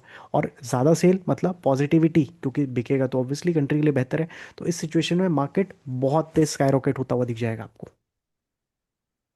है ना। ये एक बहुत बढ़िया मूव देता हुआ मिल जाएगा। रीज़न, क्योंकि एक्सपेक्टेशन तो नेगेटिव रखी थी पहले से कंट्री ने कि भाई अब तो नहीं होने वाली, इस बार तो बिका नहीं है, इस बार तो नेगेटिव आने वाला है डेटा, हम तो हार मान के बैठे हैं। लेकिन वहाँ जीतने से ज़्यादा जीत गए, क्योंकि पिछले महीने जितना किया था उससे ज़्यादा कर लिया इन्होंने। तो ये सरप्राइज हो गया, राइट। इस तरीके से हम इन डेटा को यूज़ करते हैं। अब यहीं पे मान लो कि डेटा जो है पॉजिटिव ना हो करके 2.8 ना हो करके ये आ जाता नेगेटिव, कितना, 2.5। तो ये क्या है, जितना एक्सपेक्ट किया था उतना ही आया नेगेटिव। तो बहुत ज़्यादा इम्पैक्ट नहीं पड़ेगा। लेकिन अगर अगर ये और कम हो जाए, ये हो जाए 2.3 फॉर एग्जांपल, इन्होंने सारी कैलकुलेशन करी होगी तभी तो ये फॉरकास्ट दिया है 2.5% का। अब उनकी कैलकुलेशन से भी गिरी हुई नंबर्स में सेल्स आ जाए रियलिटी, तो इस सिचुएशन में जो मार्केट है वो गिरेगा। गिरेगा। हम्म, अब गिरेगा, है ना। तो ये आप हम्म। रिटेल सेल्स के थ्रू आइडेंटिफाई कर सकते हो। इंडिया में रिटेल सेल्स पब्लिश नहीं होती, तो हम यूएस की फॉलो करते हैं। अब ये यूएस की तो नहीं है, राइट। यूएस की हो सकता है किसी और दिन पब्लिश होती हो, तो आप नीचे जब जाओगे तो आपको यूएस की रिटेल सेल्स कहीं ना कहीं देखने को मिल जाएगी, ठीक है, हम्म। इसी के अंदर। फाइन। इस तरीके से आप इस वेबसाइट को यूज़ करते हो फॉर दिस डेटा, एंड सारे डेटा आपको यहाँ पे मिल जाते हैं। फाइन। रिटेल सेल्स, सिंपली अगर मैं बोलूँ तो इसके अंदर एक पॉइंट आपके माइंड में होना चाहिए कि रिटेल सेल्स जितनी ज़्यादा फॉरकास्ट जो है उससे एक्चुअल डेटा अगर ज़्यादा आता है तो that is positive for the market. लेकिन अगर फॉरकास्ट से एक्चुअल डेटा कम आता है तो that is negative for the market. Remember this thing, ये चीज़ याद रखने वाली है, ठीक है। एक और आप can you again sure repeat? Sure sure sure, I can. अगर एक्चुअल सेल से डेटा फॉरकास्ट का जो है, मैं लिख करके आपको बता देता हूँ, if forecast is smaller than actual, मतलब एक्चुअल डेटा फॉरकास्ट से ज़्यादा आया है, दैट इज पॉजिटिव, ये अच्छा है हाँ। मार्केट के लिए, सिंपल, है ना। ये लेकिन अगर वाला। फॉरकास्ट से एक्चुअल डेटा कम आ गया तो दैट इज नेगेटिव, तो ये बुरा उम्मीद है मार्केट के लिए, से कम ही आया है तो बुरा ही है ना, कि है उम्मीद ना। हमने लगा के रखी है कि इतना एग्जैक्टली होगा। एग्जैक्टली, क्योंकि फॉरकास्ट जो है वो ऐसे तो नहीं है कि रैंडम नंबर कुछ भी पब्लिश कर दिया अपने मन से, मुझे लग रहा है कि इतना होगा तो मैंने डाल दिया, ऐसे नहीं होगा। वहाँ पे सारी कैलकुलेशंस होती हैं, सारे डेटा पब्लिकली लिया जाता है और फिर उसको पब्लिश किया जाता है। तो वो फॉरकास्ट कर रहे हैं कि इतना इतना आएगा, पर उससे भी बुरा आ गया, तो टॉपिक ये क्लियर हुआ। मार्केट के लिए पैनिक क्रिएट कर देगा। लेकिन जितना उन्होंने कैलकुलेट किया उससे बढ़िया आ गया, तो मार्केट में पॉजिटिविटी लाएगा, राइट। हम्म। तो ये है सेल्स का डेटा, जो कि आपको याद होना चाहिए, ध्यान होना चाहिए, राइट। इसका इम्पैक्ट क्या होगा ये पता होना चाहिए, दैट्स इट। फिर हाँ। आता है consumer price index, CPI. CPI का नाम सुना है आपने? सीपीएम सुना सुना है सर। है ना, ये बहुत इंपॉर्टेंट न्यूज़ है मेरे ख्याल से। इकोनॉमी के अंदर तो सीपीआई टर्म कई बार आपने सुनी होगा, कंज्यूमर प्राइस इंडेक्स। सीपीआई जो होता है बेसिकली, ये क्या करता है, प्राइस चेंज को मार्केट में ला करके रखता है। और अगर मैं बोलूँ और इजी शब्दों में, तो ये और कुछ नहीं, ये है आपका इन्फ्लेशन। इन्फ्लेशन। यस। इन्फ्लेशन का कोई अलग डेटा नहीं होता, वो सीपीआई के थ्रू ही मेजर किया जाता है, कंज्यूमर प्राइस इंडेक्स के थ्रू। अब कंज्यूमर प्राइस इंडेक्स कैसे कैलकुलेट किया जाता है? मे बी आपको याद हो, आपने शायद 11th 12th की इकोनॉमी पढ़ा होगा, कंज्यूमर बास्केट बनाया जाता हम्म। है ना। उस कंज्यूमर बास्केट में प्रोडक्ट्स को ऐड किया जाता है, डेली कंज्यूमेबल जो गुड्स होते हैं उनका, और उनका प्राइस कैलकुलेट किया जाता है। तो वो प्राइस का कंपैरिजन अगर आप पिछले महीने के कंपैरिजन में देखा जाए, तो इस महीने का अगर बास्केट का प्राइस बढ़ गया है, तो दैट मेक्स की महंगाई बढ़ चुकी है, इन्फ्लेशन बढ़ चुकी है। तो वो सीपीआई के थ्रू पब्लिश हो जाता है, दैट्स इट। सर के इंडेक्सेस होते होंगे, निफ्टी या कोई भी। इंडेक्स नहीं, नहीं, नहीं, ऐसा कोई इंडेक्स नहीं होता। कंज्यूमर प्राइस इंडेक्स कोई इंडेक्स नहीं है। ये बस डेटा है। ये बस डेटा है जो कि हर महीने पब्लिश होता है, मंथ ऑन मंथ। और उस पर्टिकुलर, तो एज अ बास्केट हम उनको लेके चल सकते हैं। हाँ, हाँ, हाँ, लेकिन वो कोई इंडेक्स की तरह नहीं है कि आप उसको लाइक ट्रैक करते रहो।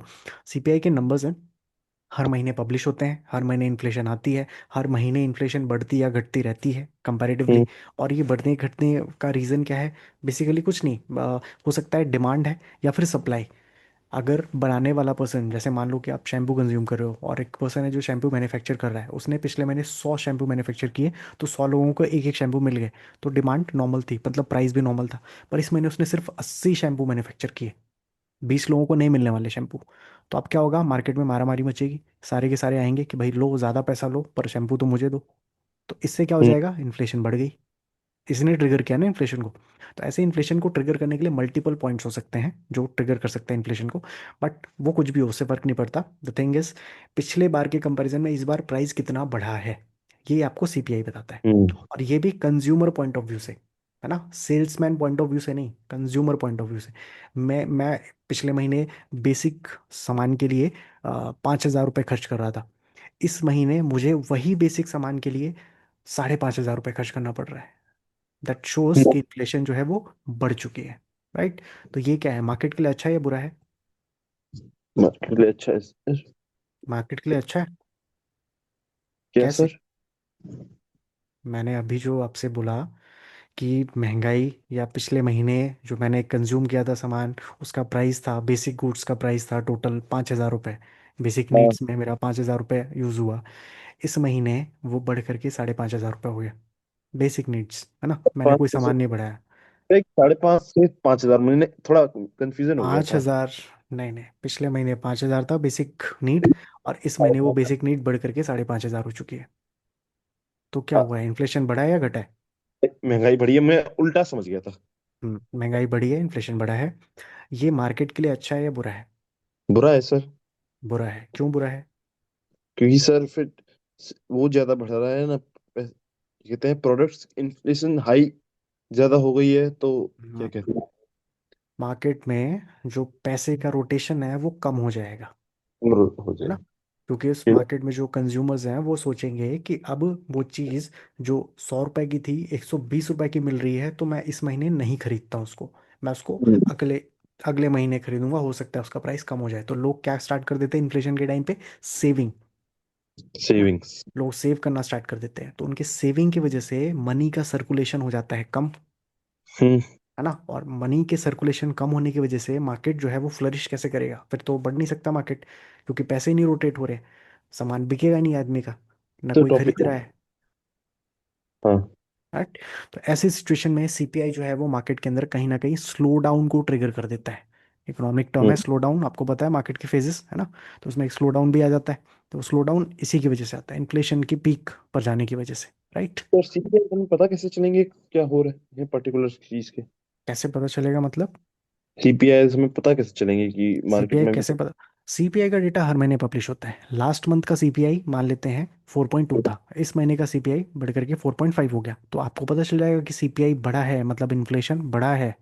तो मैं और वैसे पूछ रहा हूँ मतलब किस प्लेटफॉर्म पे, किस चीज पे? सब कुछ यही मिलेगा, इसीलिए तो इसी मैंने में। आपको बताया ना, फॉरेक्स फैक्ट्री, सब कुछ यही मिलेगा। हम्म।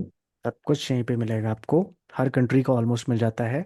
हाँ, इंडियन पॉइंट ऑफ व्यू से ये वेबसाइट थोड़ी कम बनी हुई है, लाइक बाहर वालों को ज़्यादा प्रेफरेंस मिलती है, इंडियंस को थोड़ी कम मिलती है इस वेबसाइट के अकॉर्डिंग।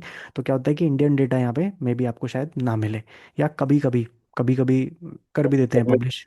वो लिखा है तो। रेयरली पब्लिश करते हैं, ये चीज़ मैंने ऑब्जर्व करी है। इसमें आपको कहीं भी आईएनडी करके नहीं दिखेगा। आप यहाँ ऊपर से नीचे तक देखोगे, कहीं भी आईएनडी नहीं दिखेगा आपको, है ना। सारी कंट्री दिख जाएंगी, सारी करेंसी दिख जाएंगे, आईएनडी नहीं मिलेगा आपको। तो ऐसा होता है, इसके अंदर इंडियन डेटा थोड़ा कम पब्लिश होता है, कभी कभी पब्लिश कर देते हैं, मोस्ट ऑफ द केसेस में पब्लिश नहीं करते हैं। तो चलो सर, इसके तो लिए ये हमारे लिए तो यूजलेस हुआ फिर। नहीं नहीं, क्यों यूजलेस हुआ? यूएस का डेटा नहीं है हमारे लिए यूजफुल? तो डाटा है पर इतना नीड नहीं है ना। ये तो बिल्कुल है। अरे यू कैन सी, देखो, मान लो कि वी हैव अ गार्डन, ठीक है। उस गार्डन के अंदर चार पांच आपने पेड़ लगा रखे हैं, पर वो पेड़ खराब होने लगे, अचानक से किसी मौसम में वो पेड़ खराब होने लगे। तो उन पेड़ के बिहेवियर को, उस पैटर्न को कैसे ऑब्जर्व करोगे? नेक्स्ट टाइम जब आप आओगे गार्डन में, नेक्स्ट टाइम जब ये पेड़ दोबारा लगाओगे, तब आप कौन से वाले पेड़ को सबसे पहले चेक करोगे कि ये पेड़ अगर खराब हुआ तो मतलब ये सारे पेड़ खराब हो सकते हैं? ऐसा कैसे पता चलेगा आपको? वो पेड़ कैसे सिलेक्ट करोगे जिसकी वजह से इम्पैक्ट पड़ सकता है सारे पेड़ों पे? कैसा हो सकता है? हो सकता है। हो सकता है उन चारों पांचों पेड़ में जो सबसे बड़ा पेड़ होगा, वो क्या होगा? हाँ, वो सबसे ज्यादा इम्यून होगा, है ना। इम्यून हो गए। इम्यूनिटी बिल्कुल। सबसे ज्यादा होगी। अगर उसमें कीड़े लगे तो हम्म। छोटे वालों में तो डेफिनेटली लगने हैं, हम्म। है ना। छोटे वाले तो खराब होने ही है। तो अल्टीमेटली यही कंट्रीज में फॉलो होता है। अगर महंगाई अमेरिका में बढ़ी तो तो बाकी छोटे। देशों में ऑटोमेटिकली बढ़ेगी। हाँ। सिंपल। फिर उनका तो ये डेटा रिजल्ट। यूजलेस कैसे हो सकता है, मुझे ये बताओ आप, हम्म। है ना। रिजर्व्स भी हैं डॉलर्स में और बहुत कुछ। एग्जैक्टली हर चीज, कुछ भी खरीदना बेचना है किसी भी देश में, दो देशों के बीच में कोई भी डील होगी, तो वहां पे मोस्ट प्रोबेबली वो यूएस डॉलर में ही होगी। हम्म। तो डॉलर तो कहीं नहीं जा रहा। अब वहाँ डॉलर की महंगाई बढ़ गई है, उधर महंगाई की वजह से कंट्री ही डॉलर को बाहर नहीं देगी। तो उसकी वजह से वो जो अगर बाहर नहीं देगी डॉलर को, दूसरी खेती से। कंट्रीज को सप्लाई नहीं करेगी, तो उस सिचुएशन में बाकी कंट्रीज क्या करेंगी? वो तो उनको तो कमी पड़ जाएगी, तो वो सामान ज़्यादा खरीद बेच नहीं पाएंगी। और उसकी वजह से यहाँ भी महंगाई बढ़ जाएगी, क्योंकि डिमांड सप्लाई कम हो गई है।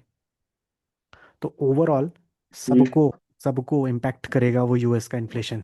इसीलिए वो, उसको आप बोल सकते हो mother of economies, right. US को मदर ऑफ इकोनॉमीज बोला जाता है, क्योंकि सबसे ज़्यादा एक डेवलप्ड नेशन में हम यूएस को काउंट करते हैं, राइट। और सुप्रीमेसी है उसकी ऑब्वियसली। तो इस वजह से उनका डेटा हमारे डेटा को कहीं ना कहीं बोल सकते हैं हम इन्फ्लुएंस करता है, डेफिनेटली। तो अगर उनकी इन्फ्लेशन बढ़ रही है तो यूँ मान लो आप, लगभग हर देश की इन्फ्लेशन कहीं ना कहीं बढ़ती मिलेगी। हाँ, किसी की थोड़ी कम बढ़ेगी, किसी की थोड़ी ज़्यादा बढ़ेगी, लेकिन बढ़ेगी। अगर उनकी इन्फ्लेशन कम हुई तो सारे देशों की इन्फ्लेशन कम होगी। किसी की थोड़ी ज़्यादा कम हो जाएगी, किसी की थोड़ी कम हो जाएगी, राइट। लेकिन ये इम्पैक्ट आएगा फॉर श्योर। तो इसीलिए ये डेटा यूज़फुल है, ये वेस्ट नहीं है। Remember this thing.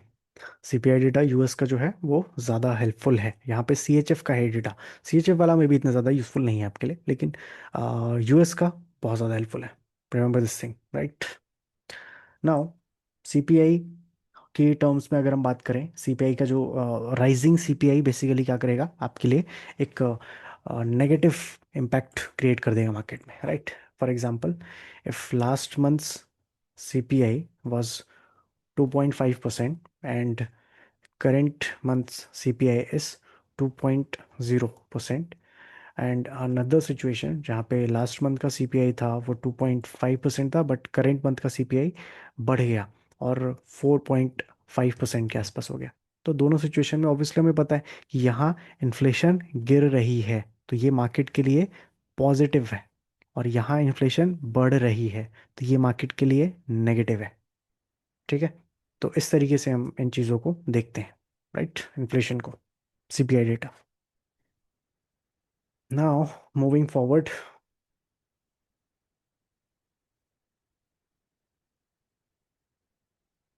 M I Audible?